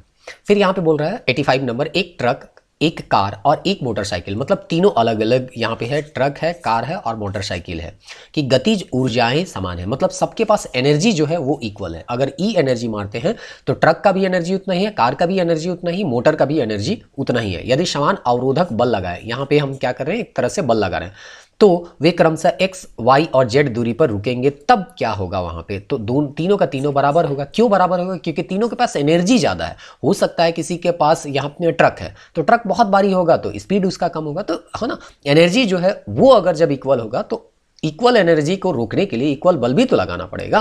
तो इस तरह से यहाँ पे अगर सब बल भी इक्वल है, एनर्जी भी इक्वल है, तो जब वो रुकेगा तो वो समान दूरी पे ही रुकेगा, आगे पीछे यहाँ पे वो नहीं रुकेगा। और इसीलिए इसका आंसर जो हो जाएगा ऑप्शन सी हो जाएगा। क्वेश्चन नंबर 86 यहाँ पे देखते हैं। 86 क्या बोलता है, दो समान द्रव्यमान की वस्तुओं की गतिज ऊर्जा का अनुपात 4:9 है, तो उनके वेगों का अनुपात आपको निकालना है। तो गतिज ऊर्जा बराबर क्या होता है, 1/2 एम भी स्क्वायर हो जाएगा। और फिर यहाँ पे दोनों का गतिज ऊर्जा का अगर निकालेंगे तो यहाँ पे V1 लिख देते हैं, यहाँ पे V2 लिख देते हैं और स्क्वायर लिखते हैं। तो दोनों का तो यहाँ समान द्रव्यमान है, तो 1/2m और 1/2m दोनों का तो कैंसिल हो जाएगा। और यहाँ पे दिखता है कि गतिज ऊर्जाओं का अनुपात जो है वो 4:9 है। तो गतिज ऊर्जा का अनुपात, ये गतिज ऊर्जा था तो 4 बटे क्या हो जाएगा 9। अब यहाँ पे भी स्क्वायर है और यहाँ पे भी स्क्वायर है, तो यहाँ पे हम क्या लगा देते हैं, रूट लगा देते हैं, तो 4/9 हो जाएगा, तो यहाँ पे हो जाएगा 2/3। उम्मीद करते हैं समझ में आ गया होगा ये, और नहीं तो थोड़ा सा बैक जाके इसको आप देख सकते हैं। क्वेश्चन नंबर 87 देखते हैं। एक व्यक्ति कार में जो विराम में बैठा है, सड़क से कार के 4 पहियों में से प्रत्येक पर प्रतिक्रिया R है। जब कार सीधी समतल सड़क पर चलेगी तो अग्र पहियों में से प्रत्येक पर प्रतिक्रिया में क्या परिवर्तन आएगा, ये सवाल पूछा गया है। तो इसका सही आंसर ये है, यह R से क्या होगा, कम होगा। नेक्स्ट 88 को हम लोग देखते हैं। तेल से अंशतः भरा हुआ तेल का टैंकर समतल सड़क पर आगे की ओर एक समान त्वरण से जा रहा है। एक समान त्वरण करने का मतलब है कि अगर वो 10 मीटर प्रति सेकेंड स्क्वायर से वो आगे जा रहा है तो हमेशा 10 मीटर प्रति सेकेंड स्क्वायर से ही वो आगे बढ़ रहा है। एक चीज याद रखिएगा, इसको थोड़ा सा कॉन्सेप्ट समझिएगा। 10 मीटर प्रति सेकेंड कहने का मतलब क्या हुआ कि एक सेकेंड में वो 10 मीटर प्रति सेकेंड का स्पीड को क्या कर रहा है, बढ़ा रहा है। तो हर सेकेंड जब उसका स्पीड बढ़ेगा, यानी एक्सेलेटर हम लोग कहते हैं ना कि गाड़ी का एक्सेलेटर अगर खींचते रहिएगा तो गाड़ी का स्पीड लगातार क्या होता जाएगा, बढ़ते जाएगा। 30 से 40, 40 से 50, 50 से 60, 60 से 70 होते जाएगा। तो इस तरह से गाड़ी जो है लगातार अपना स्पीड को क्या कर रहा है, बढ़ा रहा है। और इसीलिए उसका जो तेल होगा या जो भी लिक्विड होगा वो आगे की ओर क्या हो जाएगा, चला जाएगा, क्योंकि लिक्विड का जो कण होगा या जो भी वो मटेरियल होगा उसमें गतिज ऊर्जा आ जाएगा, और गतिज ऊर्जा के कारण उसके जो भी कण हैं आगे की ओर बढ़ने लग जाएंगे। तो पीछे का जो तल होगा, यहाँ पे पीछे का तल होगा वो डाउन होगा और आगे का तल जो होगा थोड़ा सा ऊंचा हो जाएगा। तो ये तो ऐसे भी अगर आप सोचिएगा तो इसका आंसर आपको क्या हो जाएगा, मिल जाएगा। तो इस तरह से यहाँ पे अगर तीनों ऑप्शन यहाँ पे देखें, सॉरी चारों ऑप्शन यहाँ पे देखें, तो पहला ऑप्शन बोलता है क्षैतिज बना रहेगा, यानी कि कोई डिफरेंस नहीं होगा, बिल्कुल प्लेन रहेगा। दूसरा यहाँ पे बोलता है कि क्षैतिज से इस प्रकार आनत होगा कि पिछले सिरे पर कम गहराई होगी, ये बोला गया है कि पिछले सिरे में गहराई क्या होगा, कम होगा। आगे बोलता है क्षैतिज से इस प्रकार आनत होगा कि पिछले सिरे पर अधिक गहराई होगा। अधिक गहराई, गहराई का बात हो रहा है ना, तो गहराई कम नहीं होगा, गहराई क्या होगा, ज्यादा, और यहाँ पे ये ऊपर चला जाएगा। तो इस तरह से ऑप्शन सी ही सही आंसर है, तो डी को पढ़ने का कोई आवश्यकता नहीं है। अब यहाँ पे हम लोग पढ़ते हैं क्वेश्चन नंबर 89। क्वेश्चन नंबर 89 बोलता है निम्नलिखित कथनों पर विचार कीजिए। एक तीक्ष्ण वृत्ताकार पथ पर तीव्र गति से जाता हुआ 4 पहियों वाला वाहन बाहरी पहियों पर उल्टेगा, अंदर की पहियों पर उल्टेगा, बाहर की तरफ फिसलेगा। यहाँ पे आपको बताना है कि कौन सा आंसर यहाँ पे सही है। तो यहाँ पे 2 और 3 यहाँ पे सही होगा, अंदर की पहियों पर उल्टेगा और बाहर की तरफ फिसलेगा। अगर इसको बेहतर तरीके से समझना है तो यूट्यूब में एक वीडियो देख लीजिए, वहाँ पे बहुत अच्छे से आपको समझ में आ जाएगा। यहाँ कितना भी हम समझाएंगे तो हो सकता है आपको थोड़ा बहुत कन्फ्यूजन हो जाए, लेकिन उस वीडियो को केवल आप देख लीजिएगा जो कि 1 मिनट का रहेगा। तो उस 1 मिनट के वीडियो को देखने से आपको ये जो बोला जा रहा है कि अंदर की पहियों पर उल्टेगा और बाहर की तरफ फिसलेगा, ये आपको बहुत अच्छे से समझ में आ जाएगा। क्वेश्चन नंबर 90 यहाँ पे हम लोग देखते हैं त्वरण ज्ञात करने का सही सूत्र क्या है। तो त्वरण एक्सेलरेशन इक्वल टू क्या होता है, वेग में जो परिवर्तन होता है उसी का जो दर होता है, यानी टाइम के आधार पर हम लोग इसका रेट निकाल लेते हैं। तो इस तरह से हम लोगों को क्या मिलता है, त्वरण मिलता है। अब इसी से मिलता जुलता आपको मिल जाएगा। तो 80 यहाँ पे हो गया, 80 इक्वल टू v माइनस क्या हो जाएगा, u। अब 80 equal to v minus u, पहला ऑप्शन ही सही देखने को मिल रहा है, तो बाकी ऑप्शन यहाँ देखने का कोई आवश्यकता नहीं है। 91 हम लोग यहाँ पे देखते हैं।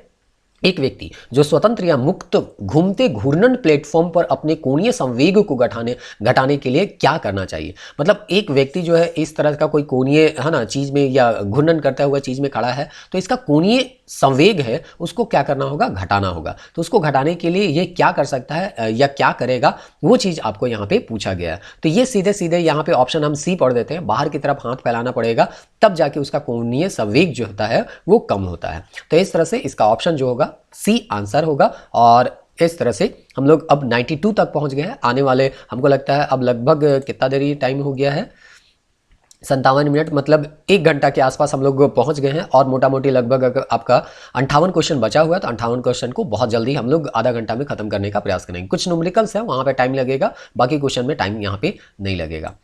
चलिए क्वेश्चन नंबर 92 पढ़ते हैं। यदि सभी वस्तुएं समान गति से घूम रही हैं तो निम्नलिखित में से किस वस्तु का संवेग सर्वाधिक होगा। तो कहने का मतलब है गति सबका क्या है, समान है, वस्तुएं समान गति से कर रही है, यानी वेलोसिटी सबका समान है। तो संवेग किसका होता है? संवेग बराबर हम लोग जानते हैं एम भी होता है, तो ये भी तो सबका कॉमन होगा, तो जिसका एम ज्यादा होगा वही यहाँ पे क्या होगा, ज्यादा संवेग वाला होगा। तो एम किसका ज्यादा होता है उसको यहाँ पे आपको जानना होगा, तब इसका आंसर जो है बहुत आसानी से आप जान सकते हैं। तो इलेक्ट्रॉन मोटा मोटी AMU के बराबर होता है, प्रोटॉन जो होता है वो आपका 1 AMU के बराबर होता है, एटॉमिक मास यूनिट के बराबर होता है। ड्यूट्रॉन जो होता है वो हाइड्रोजन का समस्थानिक है और इसका जो वेट होगा वो 2 AMU होगा, 2 एटॉमिक मास यूनिट होगा। और अल्फा कम जो होता है, हीलियम जो है उसमें दोनों अगर इलेक्ट्रॉन निकल जाता है तो उसी को हम लोग क्या बोलते हैं, अल्फा कण। तो इसके नाभिक के में 2 प्रोटॉन 2 न्यूट्रॉन होते हैं, यानी कि अगर इसका वेट निकाला जाए तो 4 AMU होगा, एटॉमिक मास यूनिट। तो सबसे ज्यादा मास जो है वो किस में आ गया, अल्फा कण में, इसीलिए इसका मोमेंटम भी क्या होगा, सबसे ज्यादा होगा। तो इस तरह से क्वेश्चन नंबर 92 जो है हम लोग खत्म कर लिए। अब जल्दी जल्दी हम लोग 93 की ओर बढ़ते हैं और बचे हुए क्वेश्चन को हम लोग सॉल्व करने का प्रयास करते हैं। 93 बोलता है निम्नलिखित में से रॉकेट की गति पर कौन सा संरक्षण का नियम लागू होता है? द्रव्यमान संरक्षण, आवधिक संरक्षण, संवेग संरक्षण और ऊर्जा संरक्षण। तो संवेग संरक्षण का सिद्धांत है, ये न्यूटन के तीसरा गति नियम से हम लोग क्या कहते हैं, निकालते हैं। अब यहाँ पे 94 बोलता है जब कार की गति दोगुनी हो जाए तो समान दूरी पर कार को रोकने के लिए कितने रुकावट बल की आवश्यकता होगा, ये आपको यहाँ पे पूछा गया है।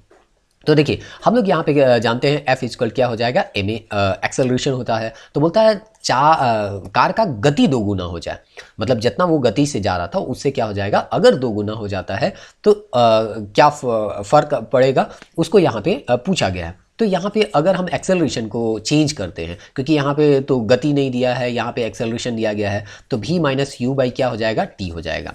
v minus you by T होता है। तो मान के चलिए ये जीरो u जो है प्रारंभिक वेग है, अगर इसको हम मान लेते हैं कि ये क्या था, जीरो था, तो ये जो वेलोसिटी है अगर 2 गुना बढ़ा देंगे तो यहाँ पे क्या प्रभाव पड़ेगा, केवल ये जो फॉर्मूला है उसमें 2 एक्स्ट्रा इंटू हो जाएगा।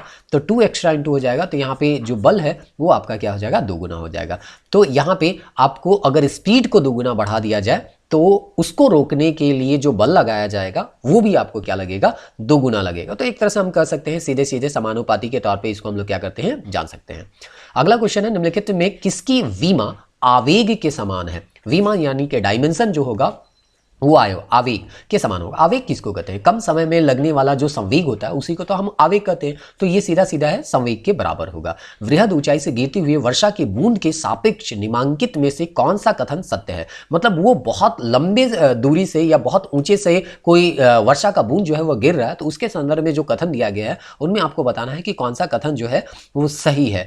तो अनंत वेग के साथ गिरना, जो कि भिन्न भिन्न बूंदों के लिए भिन्न भिन्न हो सकता है। तो अलग अलग वेग से वो क्या कर रहा है, गिर रहा है, और अलग अलग बूंद के लिए, कोई बड़ा बूंद होगा कोई छोटा बूंद होगा, तो उसके लिए ये वेग जो होगा वो अलग अलग होगा। तो ऑप्शन ए जो है वही सही है। तो हम लोग आगे का जो ऑप्शन है उसको यहाँ पे नहीं पढ़ते हैं, यानी कि एक तरह से हम कह सकते हैं बूंद के आकार पे वेग का क्या, वेग जो है वो निर्भर करेगा। जब कोई खिलाड़ी किसी गेंद को पकड़ता है या लपकता है तो वह अपने हाथ को पीछे की ओर क्या करता है, ले जाता है। तो वो क्या करता है, टाइम, बेसिकली वो टाइम को बढ़ा रहा है, और टाइम को अगर वो बढ़ाएगा तो उसको कम से कम क्या लगेगा, चोट लगेगा, फोर्स लगेगा बल के द्वारा, तो इससे कम चोट लगेगा। तो कुल मिला के यहाँ पे टाइम को क्या कर दिया जाता है, बढ़ा दिया जाता है। तो यहाँ पे आपको जो 4 ऑप्शन है, 4 ऑप्शन में देखते हैं कौन सा ऑप्शन जो है वो सबसे सही होगा। बल को कम करने के लिए, संवेग को कम करने के लिए, तो ऑप्शन बी जो होगा वही होगा, संवेग को कम करने के लिए, कि जब हम लोग संवेग को कम कर देंगे तो चोट भी कम लगेगा, और इस तरह से यहाँ पे हम जो है चोट लगने से क्या हो जाते हैं, बच जाते हैं। और इसीलिए यहाँ पे हम लोग क्या करते हैं, हाथों को पीछे की ओर खींचते हैं। 98 यहाँ पे बोलता है स्पिन घूमती क्रिकेट की गेंद हवा में किस प्रकार घूमती है? तो ये बर्नौली थ्योरी में काम करता है, तो इसका ऑप्शन जो हो जाएगा ऑप्शन डी हो जाएगा।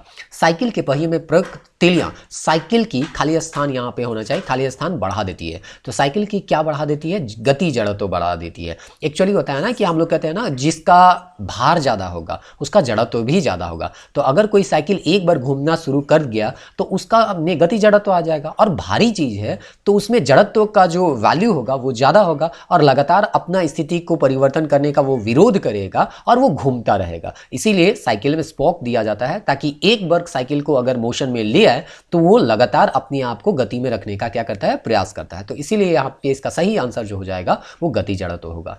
पहिए में बॉल बियरिंग का क्या काम होता है? पहिया जो रहता है उसमें बॉल बियरिंग यहाँ पे लगाया जाता है। तो बॉल बियरिंग क्या करता है, घर्षण को कम करता है और उसको घूमने में क्या कर देगा, परेशानी, जो एक तरह से कहिए उसको आसान बनाएगा। तो इस तरह से गतिज घर्षण या घूर्णन घर्षण में वो क्या करता है, परिवर्तन करता है। तो गतिज घर्षण का घूर्णन घर्षण में परिवर्तन जो होता है, या हम कह सकते हैं घर्षण में थोड़ा सा यहाँ पे क्या हो जाएगा, कमी हो जाएगा। इसके कारण यहाँ पे चक्का जो है बहुत आसानी से घूमने लग जाता है। तो ऑप्शन बी इसका सही आंसर हो जाएगा। उसके बाद बोलता है एक गोला समान ऊंचाई से दो भिन्न भिन्न अवनत सतह पर भिन्न कोणों से लुढ़कते हुए नीचे की ओर आता है, तो ऐसा क्यों होता है? तो बोलता है दो समान गोला समान ऊंचाई एक गोला जो है समान ऊंचाई से दो भिन्न अवनत सतहों पर, ऊंचाई जो होगा वो समान होगा, जैसे ये हाइट अगर है वो समान होगा। अब भिन्न अवनत सतहों पर भिन्न कोणों से लुढ़कते हैं, मतलब ये जो एंगल यहाँ पे दिख रहा है वो एंगल डिफरेंट हो सकता है। तो नीचे लुढ़कते हुए आता है, तो यह ऐसा क्यों करता है, कोणों से लुढ़कते हुए आता है, क्यों ऐसा करता है, क्या करता है? समान समय में इस तरह से काम करता है, समान गति के साथ करता है, समान समय और समान गति के साथ करता है, समान समय के साथ करता है। तो यहाँ पे समान समय में और समान समय के साथ दोनों एक ही ऑप्शन जैसा यहाँ पे लग रहा है, लेकिन इसका जो सबसे बेस्ट ऑप्शन होगा वो होगा गति इसका समान रहेगा।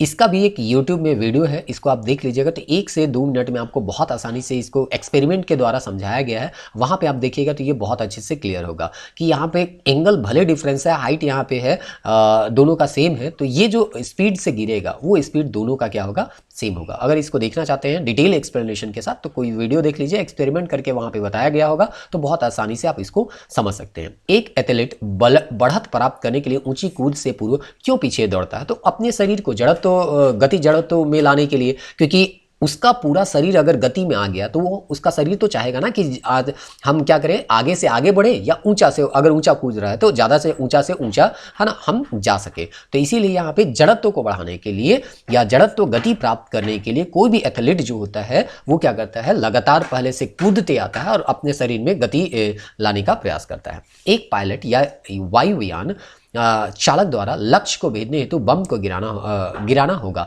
तो मान के चलिए यहाँ पे लक्ष्य है और यहाँ पे अभी वायुयान है, इस पॉइंट पे वायुयान है, फिर यहाँ पे आ गया। अब डायरेक्ट यहाँ पे रहने के बाद यहाँ पे गिराएगा तो हो सकता है ये जो यहाँ लक्ष्य भेजने के लिए जो भी चीज़ मिसाइल वगैरह गिराया जा रहा है वो हो सकता है आगे चला जाएगा। रीज़न क्या है? क्योंकि उस मिसाइल में वायुयान का जो गति है वो भी तो है, तो इसमें एक प्रकार का गति जड़त्व है। तो जैसे वो नीचे उतारेगा वो थोड़ा दूर आगे जाएगा और उसके बाद नीचे गिरेगा। तो इसीलिए क्या करना होगा, उसको पहले ही छोड़ना होगा ताकि थोड़ा दूर आगे जाए और फिर यहाँ आके गिरे। तो लक्ष्य से पहले अगर उसको हम छोड़ेंगे तभी जाके वो लक्ष्य में जाके अपना टारगेट को क्या करेगा, भेदेगा। तो इस तरह से यहाँ पे अगर लक्ष्य को भेदने हेतु अगर बम गिराना है तो सबसे पहले आपको क्या करना होगा, वहां से पहुंचने से पहले ही बम को मतलब छोड़ना पड़ेगा, तब वो जाके उस लक्ष्य को क्या करेगा, भेद पाएगा। क्वेश्चन नंबर 104 देखते हैं। एक बम बड़ी मात्रा में छोटे टुकड़ों में विस्फोटित हो जाता है जबकि छोटे छोटे टुकड़ों का संवेग होता है। तो एक बड़ा सा बम है, जब वो विस्फोट होता है बोलता है छोटे छोटे टुकड़ों में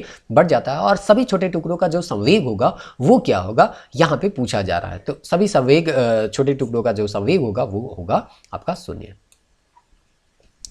फिर क्वेश्चन नंबर 105 बोला जाता है वेग समय ग्राफ का ढाल निरूपित करता है। मान चलिए यहाँ पे वेग है और यहाँ पे जो है वो समय है, तो वेग और समय का रेशियो जो होता है वो क्या बताता है, एक्सेलरेशन बताता है ना। यहाँ v माइनस यू बाई क्या होता है t, तो इस तरह से दोनों का रेशियो जो है एक्सेलरेशन बताता है। तो यहाँ पे ऑप्शन ए जो हो जाएगा वो सही हो जाएगा।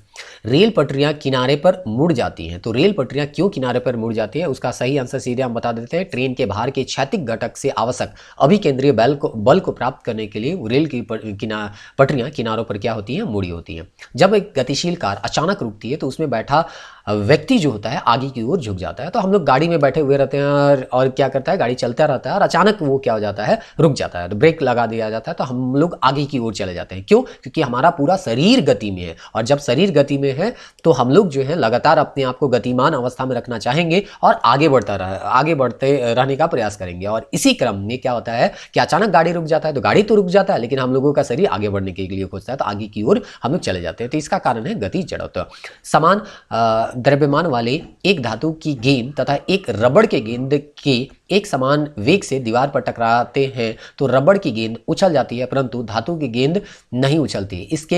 इससे निष्कर्षित होता है, मान के चलिए एक दीवार है, एक रबड़ का गेंद है, तो यहाँ पे हम मान रहे हैं फिर वो वापस टपक के क्या आ रहा है, बहुत दूर पीछे आ रहा है। लेकिन यही चीज़ लोहा का अगर करेंगे तो वो यहाँ पे टकराएगा और यही आसपास क्या हो जाता है, गिर जाता है। तो इसके पीछे रीजन क्या है वो आपको यहाँ पे क्या करना है, बताना है। तो यहाँ पे बोलता है रबड़ की गेंद कि संवेग में जो परिवर्तन हुआ वो ज़्यादा हुआ, जबकि लोहा के जो संवेग है गेंद है उसके संवेग में परिवर्तन कम होता है। और इस तरह से आपको संवेग में जो परिवर्तन कम हुआ उसके कारण वो जो है वहीं पे गिर जाएगा, और संवेग में परिवर्तन ज़्यादा होगा तो गेंद जो है वो ज़्यादा दूर तक पीछे आएगा। सड़क पर चलती बैलगाड़ी के पहिए की गति किसका उदाहरण है? सड़क पे अगर कोई बैलगाड़ी का गति चल रहा है तो वो किसका उदाहरण है? तो रूपांतरित या घूर्णन तथा घूर्णन गति का वो क्या है, उदाहरण है। ये सबसे बेस्ट आंसर यहाँ पे आपको देखने को मिल जाएगा। अब क्वेश्चन नंबर 110 देखते हैं। शरीर का विराम अवस्था में होना निर्भर करता है, किस चीज पे निर्भर करता है?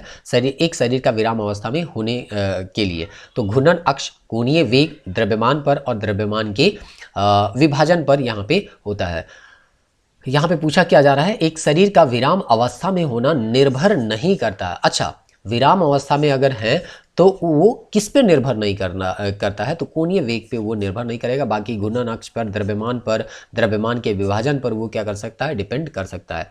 उसके बाद यहाँ पे क्वेश्चन नंबर 111 है। दरवाजे को आसानी से खोलने के लिए हैंडल को कहाँ लगाना पड़ता है? तो हिंज के विपरीत मध्य बिंदु से क्या करना पड़ता है, दूर लगाना पड़ता है। मतलब मानी चलिए यहाँ पे आप दरवाजा भी ऐसे भी रखे होंगे तो दरवाजा का जो खोलते हैं तो आप मानी चलिए यहाँ तक दरवाजा है तो यहाँ पे वो जो है कब्जा जिसको हम लोग बोलते हैं वो यहाँ पे रहेगा।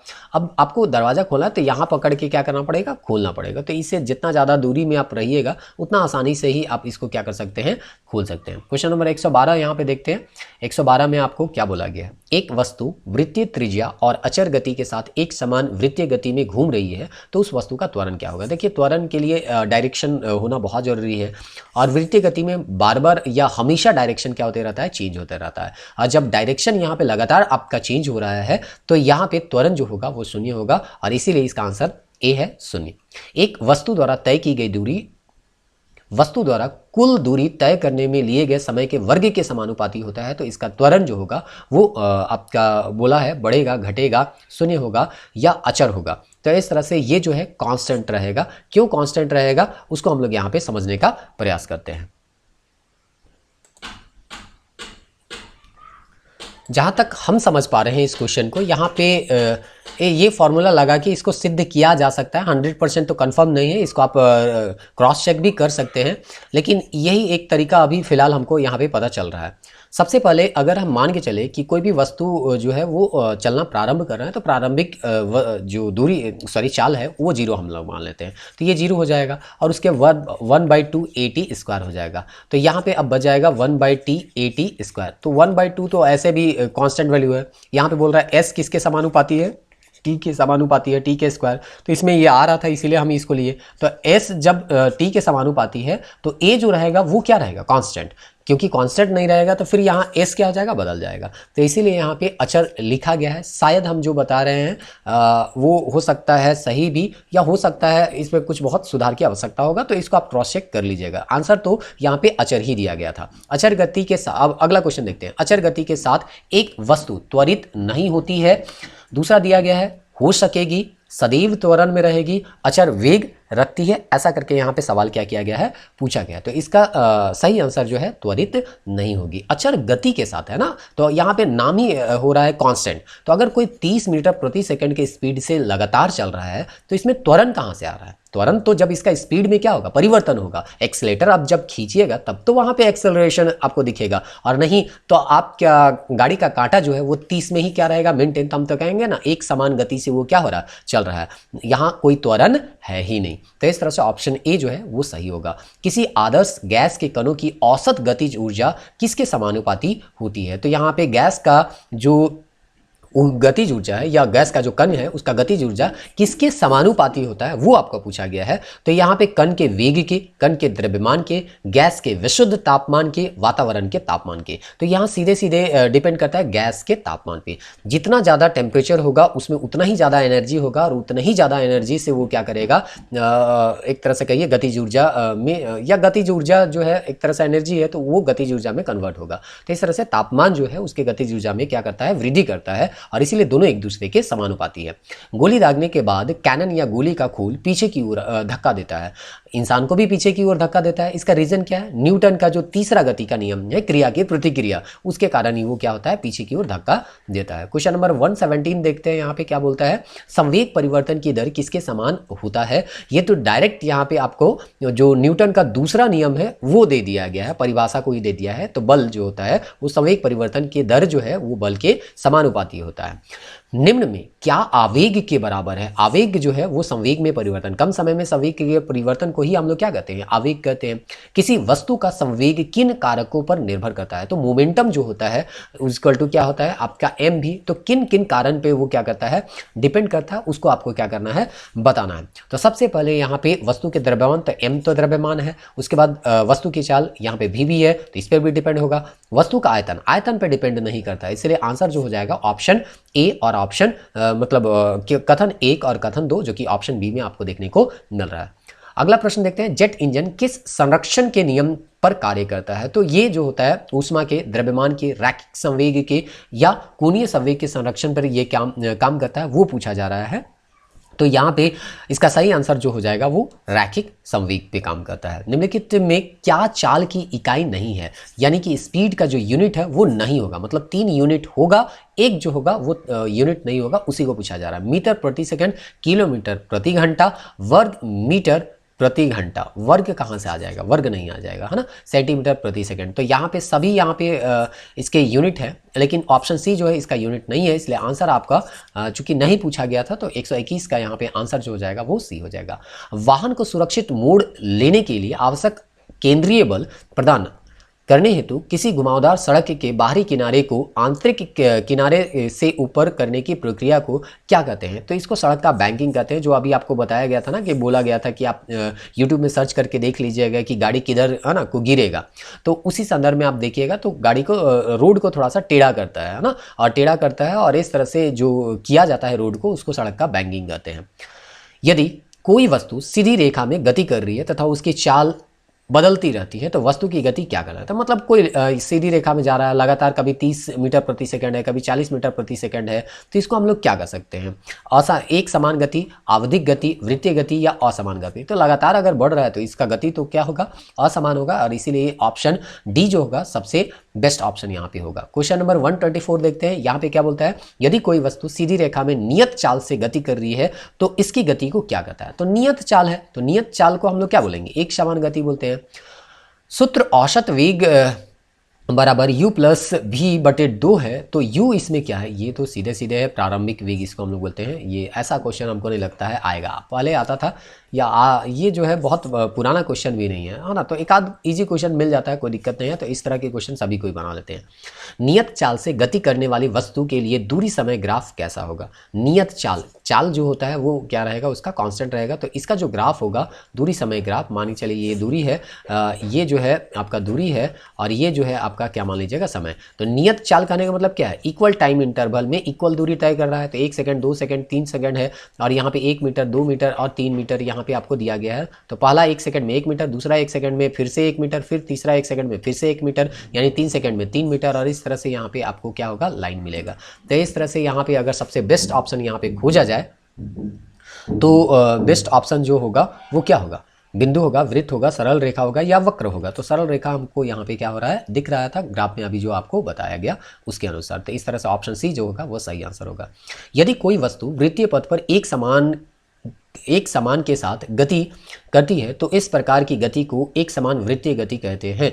तो एक समान, यहाँ पे खाली स्थान हमको लगता है छूटा हुआ है, किसी व्यक्ति एक समान है ना, यहाँ पे खाली स्थान कहीं पे होगा और वो जो है समान समय में समान दूरी अगर तय करेगा तो एक समान गति के नाम से उसको क्या करते हैं, जानते हैं। तो इस तरह से ये जो है वो चाल इसका आंसर हो जाएगा। वेग नहीं होगा, वेग क्योंकि डायरेक्शन लगातार क्या हो रहा है, चेंज हो रहा है, इसलिए यहाँ पे वेग नहीं लिखेंगे, हम लोग यहाँ पे चाल लिखेंगे। हाँ, अगर डायरेक्शन रहता तो वेग लिख सकते थे। एक कण पूर्व दिशा में 3 मीटर की ओर चलता है, तो चलिए पूर्व दिशा में इसको 3 मीटर की ओर चला दिया, उसके बाद उत्तर दिशा में जाता है और 4 मीटर यहाँ पे करता है, तो तय की गई दूरी, तो है ना, तय की गई दूरी क्या है, कुल लंबाई जो है वही तय की गई दूरी होती है। 4 3 है ना 7 हो जाएगा, तो 7 ऑप्शन ए में 2 जगह दिख रहा है, सॉरी 7 जो है 2 जगह दिख रहा है, ऑप्शन ए में भी और ऑप्शन बी में। अब दूसरा देख लेते हैं, विस्थापन का परिणाम क्या होगा, तो विस्थापन शॉर्टेस्ट डिस्टेंस होता है, तो यहाँ पे हाइपोटेन्यूज हम क्या कर देते हैं, खींच लेते हैं, तो ऐसे भी इसका जो आ जाएगा वो कितना आ जाएगा, 5 आ जाएगा। ट्रिपलेट अगर आप मैथ वगैरह पढ़ते होंगे तो पता होगा, तो 3 तिया 9 हो जाएगा और 4 चौके 16, तो 9 + 16 कर दीजिएगा और इसके बाद इसका रूट निकाल दीजिएगा, तो 25 का रूट कितना निकल जाएगा, 5 निकल जाएगा। तो इस तरह से यहाँ पे आंसर जो हो जाएगा ऑप्शन ए हो जाएगा। 129 देखते हैं, एक धावक 280 मीटर व्यास के वृत्तीय पथ पर एक समान चाल से दौड़ रहा है, उसे एक चक्कर पूरा करने में 50 सेकंड लगता है। 2 मिनट 55 सेकंड के बाद वो कितनी दूरी तय करेगा और उसका विस्थापन क्या होगा। विस्थापन हम पहले बता देते हैं और उसके बाद दूरी। देखिए विस्थापन बहुत इजी होगा क्योंकि वो अच्छा इसको तो निकालना ही पड़ेगा। 2 मिनट 55 सेकंड कहने का मतलब कितना हो गया, 2 मिनट यानी कि 120 सेकंड और यहाँ पे हो जाएगा आपका 55 सेकंड, तो टोटल हम लोगों का हो जाएगा 175 सेकंड। तो 50 सेकंड में एक चक्कर, तो 175 सेकंड में कितना चक्कर लगाएगा, 2.5 चक्कर, नहीं 3.5 चक्कर। देखिए पहला 50 सेकंड में एक चक्कर लगाएगा, फिर दूसरा 50 सेकंड में एक चक्कर लगाएगा यानी दूसरा चक्कर, और तीसरा 50 सेकंड में फिर से तीसरा चक्कर लगाएगा, और उसके बाद यहाँ पे बच जाएगा आपका 25। तो एक चक्कर में 50 सेकंड लेता है, तो 25 सेकंड में वो कहाँ पे आ जाएगा, इस जगह आ जाएगा, यानी कि आपका अगर ये पॉइंट ए मान लीजिए तो ये कहाँ पे आ जाएगा, पॉइंट बी में आ जाएगा। और इस तरह से ये अगर मिला दिया जाए दोनों को तो ये इसका क्या कहलाएगा, व्यास। तो जो व्यास होगा वही शॉर्टेस्ट डिस्टेंस होगा, शॉर्टेस्ट डिस्टेंस जो होगा वही उसका विस्थापन कहलाएगा। तो व्यास यहाँ पे दिया गया है 280 मीटर, तो 280 मीटर यहाँ पे देखिए कहीं पे है, तो बहुत यहाँ पे ऑप्शन डी में भी है और ऑप्शन सी में भी है। तो चलिए यहाँ विस्थापन तो हमको पता चल गया कि 280 है। अब दूरी है, तो दूरी बराबर क्या होता है, यहाँ पे अगर परिधि निकालें मतलब कुल तय गई जो लंबाई है उसी को जोड़ देंगे तो दूरी निकल जाएगा। तो 2πr जो होता है हम लोगों का क्या होता है, परिधि, वृत्त का परिधि बराबर अगर निकालना है तो 2πr का वैल्यू हम लोग क्या करते हैं, लेते हैं। तो यहाँ पे हम लोग 2 लिख लेते हैं, उसके बाद 22/7 लिख लेते हैं, और त्रिज्या जो लिखते हैं वो आपका 280 मतलब 280 है, तो उसका आधा कितना हो जाएगा, 140। तो 7 दूनी ये क्या हो जाएगा, 14 हो जाएगा। और इस तरह से यहाँ पे टोटल इसको मल्टीप्लाई यहाँ पे हाँ 7 दूनी 14 और यहाँ पे 0 भी हो जाएगा ना। तो इस तरह से मल्टीप्लाई यहाँ पे करेंगे तो यहाँ पे हो जाएगा 22 गुना अगर 4 करते हैं तो 4 दूनी 8 हो जाएगा, 4 दूनी 8, ये 2 दूनी 4 हो जाएगा। तो इस तरह से 8 8 हो जाएगा, और उसके बाद एक जीरो यहाँ पे था तो एक जीरो यहाँ पे लगा दिए, तो इस तरह से यहाँ पे 880 और 140 हो जाएगा। तो इस तरह के छोटे मोटे कैलकुलेशन आपको देखने को मिल सकते हैं, बहुत ज़्यादा कॉम्प्लिकेटेड नहीं है। 9-10 क्लास का ये जो एक तरह से कह सकते हैं कैलकुलेशन है, तो बहुत ज़्यादा इसमें परेशान होने की आवश्यकता नहीं है।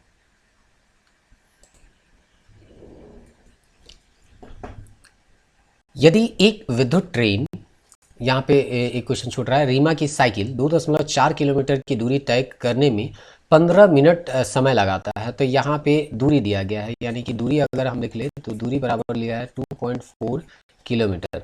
उसके बाद यहाँ पे दिया गया है कि दूरी तय करने में कितना मिनट का समय लगाता है, तो यहाँ पे 3 मिनट का समय लगाता है।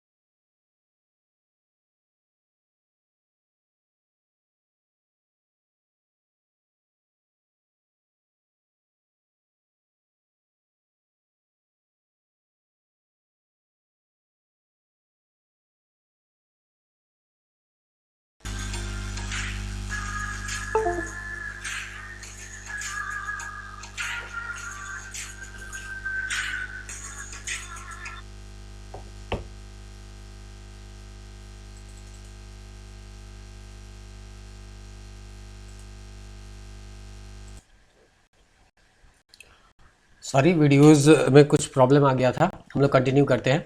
रीमा को साइकिल से 2.4 किलोमीटर की दूरी तय करने में 15 मिनट का समय लगता है। उसकी औसत चाल को किलोमीटर पर घंटा में व्यक्त करें। तो सबसे पहले यहाँ पे देख लेते हैं कि दूरी जो है वो कितना किलोमीटर है, 2.4 किलोमीटर है। और उसके बाद उसका टाइम जो दिया गया है वो कितना दिया गया है, समय। तो ये जो समय दिया गया है आपका 15 मिनट दिया गया है, और इसको घंटा में अगर हम लोग व्यक्त करते हैं तो 60 से डिवाइड करना होगा। अब यहाँ पे इसका क्या पूछा गया है, तो इसका पूछा गया है किलोमीटर प्रति आवर में चाल पूछा गया है। तो क्या होता है, चाल बराबर दूरी बटे समय होता है। सिंपल सा है, दूरी आपका कितना है 2.4 है, और समय जो है 15/60 हो जाएगा। तो ये हो जाएगा 15/60 हो जाएगा। 15 चौके से क्या हो जाएगा 60, ये ऊपर जाएगा तो हो जाएगा 2.4 × 4 किलोमीटर प्रति घंटा। तो इस तरह से इसका आंसर जो हो जाएगा वो आपका ये कहाँ पे हो जाएगा, हाँ सी ऑप्शन हो जाएगा। 2.4 इंटू 4 किलोमीटर पर घंटा यहाँ पे इसका आंसर हो जाएगा। अब 31 हम लोग देखते हैं, ये क्या बोलता है। एक विद्युत ट्रेन 108 किलोमीटर प्रति घंटा की औसत से जा रही है, तो 20 सेकंड में ट्रेन द्वारा चली गई दूरी ज्ञात करना है। देखिए दूरी ज्ञात करना, दूरी आपको यहाँ पे किलोमीटर में भी दिख रहा है, मीटर में भी दिख रहा है। मतलब आपको एक तरह से आइडिया नहीं है कि क्या करें, किलोमीटर पर आवर में निकालें या आप मीटर पर सेकंड में निकालें। तो जो आसान होता है वही आप काम करके देख लीजिए। हो सकता है आपका किलोमीटर भी आंसर आ जाए, हो सकता है आपका मीटर में भी, है ना, ये आंसर आ सकता है। तो या किलोमीटर पर आवर को हम लोग सेकंड में ही चेंज करके देखते हैं। उम्मीद करते हैं इससे हम लोगों का आंसर जो है वो आ जाएगा, क्योंकि ज़्यादा टाइम तो है नहीं, 20 सेकंड ही है। तो 20 सेकंड में कितना टाइम जाएगा उसका, है ना। तो यहाँ पे सबसे पहले यहाँ पे चाल लिख लेते हैं। तो चाल कितना है, 108 किलोमीटर प्रति घंटा। तो यहाँ पे यही फॉर्मूला यूज कर लेते हैं 108, और इसको मीटर प्रति सेकंड में चेंज करने के लिए 1000 बटे यहाँ पे 60 × 60 से हम क्या कर देते हैं, डिवाइड कर देते हैं। अब ये किसके बराबर है, दूरी। तो चाल बराबर क्या होता है, दूरी बटे समय। तो यहाँ पे हम लोग दूरी लिख लेते हैं। दूरी कितना है वो तो निकालना ही है, तो समय कितना है तो 20 सेकंड, वो लिख लेते हैं। तो यहाँ पे हम दूरी लिख लेते हैं, और यहाँ पे हम लिख लेते हैं समय, यानी कि 20 सेकंड। ये जीरो कैंसिल हो गया, 2 तिया यहाँ पे 6 हो गया, 1 0 यहाँ से कैंसिल हो जाएगा। और उसके बाद यहाँ पे 6 के टेबल में अगर इसको हम करें तो 6 का 6 और 8 छक कितना हो जाएगा 48, और ये हो जाएगा 3 छक 18। तो इस तरह से 600 हो जाएगा। और ये चूंकि मीटर पर सेकंड में निकाले हैं तो इसलिए 6 क्या हो जाएगा, मीटर। दूरी हो जाएगा 600 मीटर। तो इस तरह से आपका 600 मीटर, देखिए किलोमीटर भी दिया है और मीटर भी दिया है, इसलिए आपको यहाँ पे ध्यानपूर्वक इस क्वेश्चन को बनाना था। तो क्वेश्चन नंबर 131 हम लोग यहाँ पे देख लिए। क्वेश्चन नंबर 132 देखते हैं। निम्नलिखित में एसआई यूनिट में कौन सा सही सुमेलित नहीं है। तो यहाँ पे 3 सुमेलित होगा और एक जो होगा सही सुमेलित नहीं है। तो सही सुमेलित नहीं है उसको बताना है। कार्य का जूल होता है, बिल्कुल सही है। बल का न्यूटन होता है, ये भी सही है। द्रव्यमान का किलोग्राम होता है, ये भी सही है। दाब का डाइन होता है, ये नहीं सही है। ये बल का ही एक तरह का छोटा न्यूटन है, ठीक ना, सॉरी छोटा यहाँ पे क्या है, यूनिट है। प्रक्षेप्य की ऊंचाई न्यूनतम होगी। प्रक्षेप गति कुछ इस तरह से यहाँ पे आगे हम लोग फेंकते हैं तो वो होता है। तो ये प्रोजेक्टाइल मोशन जो है उसका न्यूनतम ऊंचाई कब होगा। तो 0 डिग्री में अगर फेंक दीजिएगा तो उसका क्या हो जाएगा, न्यूनतम ऊंचाई होगा, क्योंकि वो ऊंचाई में जाएगा ही नहीं जाएगा। तो इस तरह से 0 डिग्री इसका आंसर हो जाएगा। फिर क्वेश्चन नंबर 134 देखते हैं। प्रक्षेप्य का प्रास, रेंज जो होता है वो कब बराबर होता है। तो हम लोग जो फेंकते हैं ना, जैसे ये जो दूरी हो गया यहाँ से ए से लेके अगर बी तक हम देखें तो ये इसका रेंज होता है। तो कब बराबर होता है, तो एक फॉर्मूला होता है थीटा माइनस यहाँ पे 90 माइनस थीटा का। 90 माइनस क्या होता है, थीटा का। तो इस फार्मूला से हम निकाल सकते हैं, यानी कि अगर ये फार्मूला, ये इसका सही आंसर होगा, इसी से समझते हैं। यानी थीटा है 60 डिग्री, तो 90 में अगर यहाँ पे क्या कर दीजिएगा, थीटा को माइनस कर दीजिएगा, यानी 60 को माइनस कर दीजिएगा तो क्या आ जाएगा 30 डिग्री। तो ये और ये दोनों जो डिग्री होगा उसमें रेंज जो होगा दोनों का बराबर होगा। तो कभी भी रेंज बराबर निकालने के लिए आपको क्या करना होता है, 90 से उस एंगल को डिवाइड कर देना होता है। तो वो दोनों एंगल में सेम दूरी को वो क्या करेगा, कवर करेगा। तो इस तरह से ये फॉर्मूला याद रखिएगा 90 माइनस थीटा वाला। उसके बाद हम लोग यहाँ पे देखते हैं 135 क्वेश्चन नंबर। आकाश में बिजली की चमक देखने के लिए 4.5 सेकंड के बाद उसकी कड़क सुनाई पड़ती है। तो यहाँ पे टाइम दिया हुआ है, यहाँ पे इसको हम पॉज करके मिटा लेते हैं क्योंकि समय ज़्यादा यहाँ पे लग रहा है। चलिए कंटिन्यू करते हैं, इसको हम मिटा चुके हैं। यहाँ पे सबसे पहले देखते हैं बिजली की चमक देखने के लिए 4.5 सेकंड के बाद उसकी कड़क सुनाई पड़ती है। कहने का मतलब है हम जब उसको देखें और उसके 4.5 सेकंड के बाद वो सुनाई हमको देता है, यानी कि टाइम हमको यहाँ पे 4.5 सेकंड दिया गया है। तो वैसा भी हम लोग जानते हैं लाइट का स्पीड ज़्यादा है और साउंड का स्पीड कम है, तो लाइट आपको पहले दिखता है और साउंड जो होता है वो बाद में आपको सुनाई देता है। तो इस तरह से यहाँ पे टाइम जो है उस साउंड को आने में कितना टाइम लग गया उसके कानों तक, तो 4.5 सेकंड। अब यहाँ पे बोलता है कितनी दूरी पर बिजली चमकेगी, तो ये हवा में चाल दे दिया है 346 मीटर प्रति सेकंड। तो वैसे भी आपको पता है अगर यहाँ पे इसका चाल अगर हम निकाले तो चाल हवा में दिया है 340 मीटर पर सेकंड। यहाँ पे आपको क्या किया गया है, यहाँ पे टाइम आपका दिया गया है वायु में ध्वनि का। सीधा सा मतलब कुछ है नहीं, यहाँ पे समय है और यहाँ पे ये क्या है, आप चाल है, तो दूरी निकालना है। तो दूरी बराबर क्या होता है, दूरी बराबर होता है चाल गुना क्या होता है, समय। तो चाल और समय को यहाँ पे क्या कर देते हैं हम लोग, मल्टीप्लाई कर देते हैं, दोनों को मल्टीप्लाई कर दीजिएगा तो सीधे सीधे आपका आंसर जो है वो आ जाएगा। और आंसर जो आ जाएगा आपका ये आएगा 1557 मीटर होता है, कैलकुलेट करके आप देख सकते हैं। उसके बाद यहाँ पे हाँ ये भी आप ध्यान रखिएगा, यहाँ किलोमीटर है और यहाँ पे मीटर है, तो वो आंसर जो है मीटर में आएगा, तो उसको गुना करने से आपका ये आंसर जो है आ ही जाएगा। अब यहाँ पे देखते हैं, एक ली ट्रॉली एक आनत तल पर 2 मीटर प्रति सेकंड स्क्वायर के त्वरण से नीचे आता है। मतलब कोई इस तरह से लुढ़क रहा है और इसका एक्सेलरेशन जो होता है वो कितना है, 2 मीटर प्रति सेकंड स्क्वायर। गति के प्रारंभ करने के 3 सेकंड पश्चात, यानी टाइम जो दिया गया है वो कितना दिया है, 3 दिया है। और इस तरह से उसका वेग क्या होगा, तो यहाँ दो चीज़ आपको यहाँ पे क्या है पता है, एक्सेलरेशन पता है, और एक्सेलरेशन जो आपका दिया गया है तो एक्सेलरेशन जो आपका दिया गया है वो कितना दिया गया है आपका 2 मीटर प्रति सेकंड स्क्वायर दिया गया है। दूसरा चीज़ आपको यहाँ पे क्या दिया हुआ था, तो यहाँ पे दिया हुआ था टाइम, क्योंकि यहाँ पे लिखा है ना 3 सेकंड के पश्चात, तो टाइम यहाँ पे दिया है t=3 सेकंड यहाँ पे दिया है। तो आपको यहाँ पे सोचना है कौन सा फार्मूला का हम यूज करें। तो देखिए एक्सेलरेशन भी है, टाइम भी है, तो सबसे बेटर फार्मूला हो सकता है, और प्रारंभिक वेग इसका 0 मान सकते हैं, तो बेटर फार्मूला होता है s=ut + ½ at²। यहाँ पे प्रारंभिक वेग को अगर हम 0 मान के चलते हैं तो ये तो ऐसे भी 0 हो जाएगा, और यहाँ पे बच जाएगा 1/2। एक्सेलरेशन आपका 2 है और टाइम जो है 3 का स्क्वायर हो जाएगा, तो 2 ऐसे कैंसिल हो जाएगा, 3 3 जा 9 हो जाएगा। तो इस तरह से यहाँ पे दूरी जो हो जाएगा वो 9 आपका यहाँ पे हो जाएगा, 9 यहाँ पे हो जाएगा। तो यहाँ पे पूछा क्या है, उसका वेग क्या होगा, सॉरी यहाँ पे वेग पूछा है ना,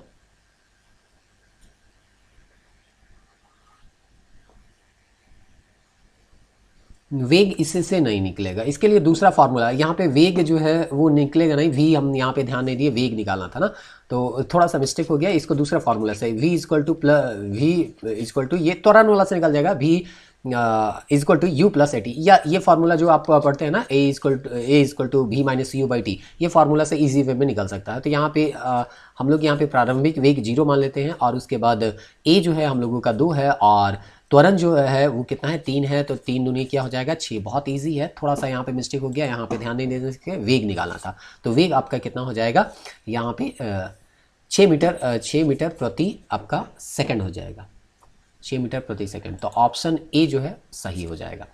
क्वेश्चन नंबर 137 यहाँ पे हम लोग देखते हैं। 137 क्या बोलता है, एक रेसिंग कार का एक समान त्वरण जो है, एक्सेलरेशन जो है वो कितना है आपका 4 मीटर प्रति सेकंड स्क्वायर। गति से प्रारंभ करने पर 10 सेकंड के पश्चात, यानी टाइम जो दिया गया है वो कितना गया है 10 सेकंड यहाँ पे दिया गया है। कितनी दूरी, यहाँ पे दूरी निकालना है, एस निकालना है, तो ये फार्मूला को हम लोग यूज कर सकते हैं। तो चलिए फार्मूला तो लिखा हुआ है, फटाफट यहाँ पे u + at, तो यहाँ पे 0 ही होगा, तो यहाँ पे बचा हुआ क्या है 1/2 और हाफ, ये लिख लिए। उसके बाद एक्सेलरेशन कितना है 4, और उसके बाद टाइम कितना है 10। तो ये फार्मूला चलिए लिखा हुआ है तो काम आ गया। तो इसको 2 दूनी 4 हो जाएगा, 10 दूनी क्या हो जाएगा 20। तो इस तरह से यहाँ पे दूरी जो हो जाएगा वो आपका 10 दूनी 20 हो जाएगा। और यहाँ पे कोई चीज़ हम लोग यहाँ पे, अच्छा 10 का स्क्वायर है ना, 80 स्क्वायर है, चलिए ठीक है। तो यहाँ पे 100 हो जाएगा, यहाँ पे क्या हो जाएगा 100 हो जाएगा, और इसके बाद यहाँ पे इसको 2 से गुना कर देंगे तो 200 हो जाएगा। तो इस तरह से यहाँ आंसर जो आ जाएगा आपका 200 मीटर आ जाएगा। तो इस तरह से 137 क्वेश्चन नंबर भी न्यूमेरिकल्स था, और इसको भी हम लोग क्या कर चुके हैं, बना चुके हैं। अब नेक्स्ट क्वेश्चन की ओर बढ़ते हैं 38, और ये भी न्यूमेरिकल्स है। 20 मीटर की ऊंचाई से एक गेंद को गिराया जाता है, मतलब यहाँ पे हाइट या डिस्टेंस आप लिख सकते हैं, कितना मीटर है 20 मीटर है। उसके बाद यहाँ पे दिया गया है यदि उसका वेग 10 मीटर प्रति सेकंड हो, तो वेग यहाँ पे नहीं होगा, 10 मीटर प्रति सेकंड के एक समान त्वरण की दर से बढ़ता होगा, यानी कि एक्सेलरेशन जो है वो 10 मीटर प्रति सेकंड क्या दिया गया है, स्क्वायर दिया गया है। तो किस वेग से धरातल पर टकराएगी, यानी कि v इक्वल टू यहाँ पे क्या करना है, अंतिम वेग जो है आपको यहाँ पे निकालना है। तो अंतिम वेग निकालने के लिए कितने समय के पश्चात वो धरातल से टकराएगी, यानी टाइम भी आपको निकालना है। तो सबसे पहले तो यहाँ पे एक सिंपल फार्मूला है, इसको हम पहले इसको मिटाते हैं, उसके बाद जो है आपको यहाँ पे बताते हैं। पॉज कर लेते हैं ताकि आपका ज़्यादा समय हम ना लें। चलिए, तो हम लोगों के पास यहाँ पे दो डाटा अवेलेबल है। पहला है एस दिया गया है, आपको कितना दिया गया है, 20 मीटर दिया गया है। और उसके बाद आपका एक्सेलरेशन जो दिया गया है वो 10 मीटर प्रति सेकंड स्क्वायर यहाँ पे आपका दिया गया है। हम लोगों को भी निकालना है। तो भी इक्वल टू यहाँ पे अगर हम ये ले लेते हैं, यहाँ टाइम भी हम लोगों को नहीं बताया ना, तो एस वाला फार्मूला हम लोग से यूज करते हैं। S equal to U T plus half A T square से हमको यहाँ पे क्या मिल जाएगा, एस मिल जाएगा, क्योंकि प्रारंभिक वेग हम लोग 0 मान लेते हैं, 1/2। और एक्सेलरेशन आपको दिया गया है कितना, आपका एस एक्सेलरेशन जो दिया गया है वो कितना दिया है, 10 दिया गया है। तो 10 यहाँ पे लिख सकते हैं, टी का स्क्वायर लिख देते हैं। एस इक्वल टू कितना दिया है, 20 मीटर दिया गया है। तो इस तरह से यहाँ पे 2 और सॉरी यहाँ पे कैंसिल नहीं हो जाएगा, इसको हम लोग 1 मिनट, एक्सेलरेशन 10 है और इसके बाद टी स्क्वायर है, हाँ ठीक है। तो 2 बचे यहाँ पे कितना हो जाएगा, 10 हो जाएगा। और इस तरह से ये डिवाइड में इधर आ जाएगा, तो 20 बटे ये क्या हो जाएगा, 5। और इसके बाद ये हो जाएगा टी का स्क्वायर। तो यहाँ पे हम लोग जानते हैं 5 चौके 20 होता है, और टी का अगर वैल्यू निकालेंगे तो 4। तो टी जो होगा आपका 4 सेकेंड होगा। तो टाइम पहले देख लेते हैं, ऑप्शन में 4 सेकेंड है या टकराएगी, तथा यहाँ पे समय के पश्चात। अच्छा, यहाँ एक ही ऑप्शन दिया गया है, वेग आपका यहाँ पे नहीं दिया गया है। यहाँ पे आपको केवल और केवल क्या दिया गया है, टाइम दिया गया है, वेग नहीं दिया गया है। यहाँ पे आपका टाइम दिया गया है। तो ये जो टाइम है यहाँ पे टी का स्क्वायर जो हो जाएगा 4 हो जाएगा। तो टाइम दिया है तो डायरेक्ट इसी से आंसर आपका आ जाएगा, इसमें और ज़्यादा कुछ कैलकुलेशन करने की आवश्यकता नहीं है। यहाँ पे टी का स्क्वायर हटा दीजिएगा तो ये 2 आ जाएगा, और इस तरह से यहाँ पे आंसर जो हो जाएगा आपका 2 दिया गया। किस वेग से धरातल पर टकराएगी, यहाँ पे पूछा गया था, स्पीड आपको पूछा गया था कि अंतिम वेग क्या होगा, लेकिन ऑप्शन यहाँ पे नहीं दिया गया है, इसीलिए यहाँ पे हम लोग इसको नहीं बना रहे हैं, इसको छोड़ रहे हैं, ठीक ना। चलिए, अगर आप चाहे तो यहाँ पे वेग भी इससे क्या कर सकते हैं, v equal to U plus A T वाला फार्मूला से आप निकाल सकते हो, क्योंकि अब आपके पास ए भी है और आपके पास यहाँ पे टाइम भी मिल गया। तो ये फार्मूला में डालिएगा तो ऐसे इसको निकाल ही देते हैं। तो u इक्वल टू, तो ऐसे भी हम लोग इसको 0 मान के चल रहे हैं। एक्सेलरेशन आपको जो दिया गया है वो कितना दिया गया है, तो वो दिया गया है 10, और आपका टाइम जो दिया गया है वो 2 दिया गया है। तो 2 का स्क्वायर करेंगे तो 4, तो यहाँ पे हो जाएगा 40 मीटर पर सेकेंड का स्पीड से वो क्या करेगा, टकराएगा। तो ऐसे भी आप निकाल सकते हैं, सिंपल ये सब चीज आपको आना चाहिए। क्वेश्चन नंबर 139 देखते हैं। 20 केजी के पिस्टल से, यहाँ पे 20 केजी नहीं होगा, ये क्वेश्चन गलत है ना, यहाँ पे प्रिंटिंग मिस्टेक हो गया है, या 2 केजी होगा। 2 केजी के पिस्टल से 20 ग्राम द्रव्यमान की गोली 150 मीटर प्रति सेकंड वेग से छोड़ी जाती है, पिस्टल के पीछे हटने का वेग क्या है। तो ये एमवी वाला फार्मूला लगा दीजिए, माइनस एमवी वाला, मतलब संवेग संरक्षण का सिद्धांत। तो यहाँ पे बंदूक का अगर हम ले लेते हैं तो 2 केजी ले लेते हैं, इसका स्पीड कितना था, तो ये तो निकालना है, तो भी हम यहाँ पे कैपिटल वी लिख लेते हैं, माइनस अब गोली का जो है वो 20 ग्राम है। अब देखिए ये 20 ग्राम है, ये 20 केजी है, तो दोनों का यूनिट को हम लोग सेम कर लेते हैं। तो देखिए स्पीड जो है मीटर पर सेकंड में, तो अच्छा रहेगा इसको ग्राम में ही चेंज कर ले। तो यहाँ पे हम लोग इसको गुना कर देते हैं, 2 केजी का है तो इसको गुना कर देते हैं 1000 से, सॉरी हाँ 1000 से कर देते हैं तो 2000 यहाँ पे ग्राम हो जाएगा। चलिए ठीक है। उसके बाद यहाँ पे वेलोसिटी दिया गया है, कितना दिया गया है, 150। अब v का वैल्यू हम लोग लिख लेते हैं, माइनस अभी नहीं भी लिखिएगा तो कोई दिक्कत नहीं, क्योंकि वो डायरेक्शन एक्चुअली बता रहा है। तो यहाँ पे हो जाएगा 2 बटे यहाँ पे क्या हो जाएगा, 1000 हो जाएगा। 10 कैंसिल हो जाएगा, 10 कैंसिल हो जाएगा, और उसके बाद यहाँ पे आपका 5 या 15 हो जाएगा, 5 दूना 10 हो जाएगा, 2 कैंसिल हो जाएगा, और इसके बाद बच जाएगा आपका 3/2, यानी कि 1 पॉइंट यहाँ पे आपका 5 निकल जाएगा। तो 1.5 मीटर प्रति सेकंड। अच्छा, माइनस में यहाँ पे दिया गया है और प्लस में भी दिया गया है, तो ये ध्यान रखना है, क्योंकि ये माइनस में आ रहा है तो माइनस में ही होगा, पीछे की ओर जाएगा ना। तो इस तरह से यहाँ पे ऑप्शन डी जो होगा इसका सही आंसर होगा। उसके बाद हम लोग यहाँ पे देखते हैं क्वेश्चन नंबर 140। 10 केजी के बंदूक से 60 ग्राम की गोली 160 मीटर प्रति सेकंड के वेग से छोड़ी जाती है। बंदूक का पीछे की ओर झटके से वेग निकाले, मतलब पीछे की ओर कितना वो जाता है वो आपको क्या करना है, निकालना है। तो बहुत ईजी क्वेश्चन है, जो ये फॉर्मूला हम बताए उसी फॉर्मूला को आप यूज कीजिएगा तो इसका आंसर आ जाएगा। हम डायरेक्ट इसका आंसर बता रहे हैं 0.96 मीटर प्रति सेकंड। बहुत ईजी वे में यही फॉर्मूला को यूज कीजिएगा, अभी जो आपको बताया उसको यूज करके इसका आंसर जो है आप यहाँ पे ला सकते हैं। अब यहाँ पे हम लोग क्वेश्चन नंबर 141 यहाँ पे देखते हैं। 141 में क्या बोलता है, बोलता है निम्नलिखित तत्वों पर विचार कीजिए। वस्तु द्वारा अपनी गति की अवस्था में परिवर्तन का प्रतिरोध करने की प्रवृत्ति को घर्षण कहते हैं। तो ये आपका पहला स्टेटमेंट है। दूसरा स्टेटमेंट है घर्षण बल सदैव वस्तु की गति का प्रतिरोध करती है। और तीसरा स्टेटमेंट है सभी वस्तुओं का जड़त्व समान होता है। कौन सा कथन सही है? बोल रहा है। तो तीसरा तो ऑलरेडी कट गया, तो ये भी कट गया, आपका ये भी कट गया, क्योंकि जितना भारी या जितना ज़्यादा द्रव्यमान होगा उतना ही ज़्यादा उसका जड़त्व होता है। तो मास और जड़त्व जो होता है वो आपका दोनों क्या होता है? समानुपाती होता है, समानुपाती होता है। जितना ज़्यादा मास होगा, बड़ा अगर पत्थर है तो उसको हिलाने डुलाने में आपको ज़्यादा ताकत लगाना होगा, मतलब अपना स्थिति परिवर्तन का वो ज़्यादा विरोध करेगा। तो ये स्टेटमेंट तो ऐसे भी गलत है। अब दूसरा देखते हैं, घर्षण बल सदैव वस्तु की गति का प्रतिरोध करते हैं। हाँ, इक्वल डायरेक्शन में वो क्या करता है? लगाता है। तो दूसरा तो कथन जो है वो आपका सही है। अब देखते हैं पहला कथन सही है या नहीं। तो 2 के साथ 1 दिया है, हाँ दिया है। वस्तु द्वारा अपनी गति की अवस्था में परिवर्तन का प्रतिरोध करने की प्रवृत्ति को घर्षण कहते हैं। घर्षण नहीं कहते हैं, उसको क्या कहते हैं? जड़त्व कहते हैं। तो ये भी गलत आपका हो गया, और इस तरह से केवल और केवल बी ऑप्शन यहाँ पे सही हो जाएगा। निम्नलिखित में किन पुस्तकों का संबंध गैलीलियो गैलीली से है? तो देखिए ये फैक्चुअल सा क्वेश्चन है, तो ये रटने वाला चीज है, तो इसको याद कर लीजिएगा। यहाँ पे आपका दूसरा है, तीसरा है और चौथा है, ये तीनों किताब है, बल्कि ये भी है द लिटिल बैलेंस करके, ये भी है। मतलब चारों का चारों किताब जो है वो गैलीलियो के द्वारा ही लिखा गया है। अब हम लोग देखते हैं, लास्ट अब पहुंच गए हैं। निम्नलिखित कथनों पर विचार कीजिए। 143 यहाँ पे बोलता है किसी वस्तु के वेग में प्रति इकाई समय में होने वाले परिवर्तन को प्रति इकाई समय में होने वाला परिवर्तन उसका त्वरण एक समान चाल यहाँ पे बताता है। ऐसा यहाँ पे होता नहीं है, बताता है, ऐसा यहाँ पे लिखा गया होगा।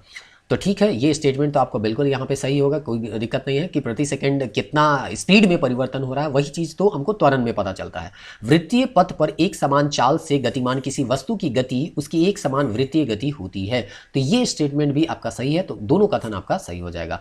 डायमेंशन यहाँ पे निकालने बोला है, तो डायमेंशन आप खुद से निकाल लीजिएगा। हम यहाँ पे फॉर्मूला आपको बता दे रहे हैं। कोणीय वेग बराबर आपका क्या होता है? W/VR हो जाएगा। तो इसका डायमेंशन अगर आप निकालिएगा तो इसका डायमेंशन ये निकलेगा m0 L0 और t-1। फिर है अभिकेंद्रीय बल, सेंट्रीपिटल फोर्स जो है उसका आपको निकालना है। तो सेंट्रीपिटल फोर्स निकालने के लिए एक फार्मूला होता है, या ये होता है mv/r² है। इसमें अगर सभी डायमेंशन को आप यूज कीजिएगा तो ऑप्शन डी आपका सही आंसर मिल जाएगा, अर्थात m1 L1 t-2। देखिए ये रटने वाला चीज़ नहीं है, इसको बनाना पड़ेगा। और उम्मीद करते हैं आप ये अगर प्रैक्टिस किए होंगे डायमेंशन निकालना, तो ये सब आप बनाए भी होंगे।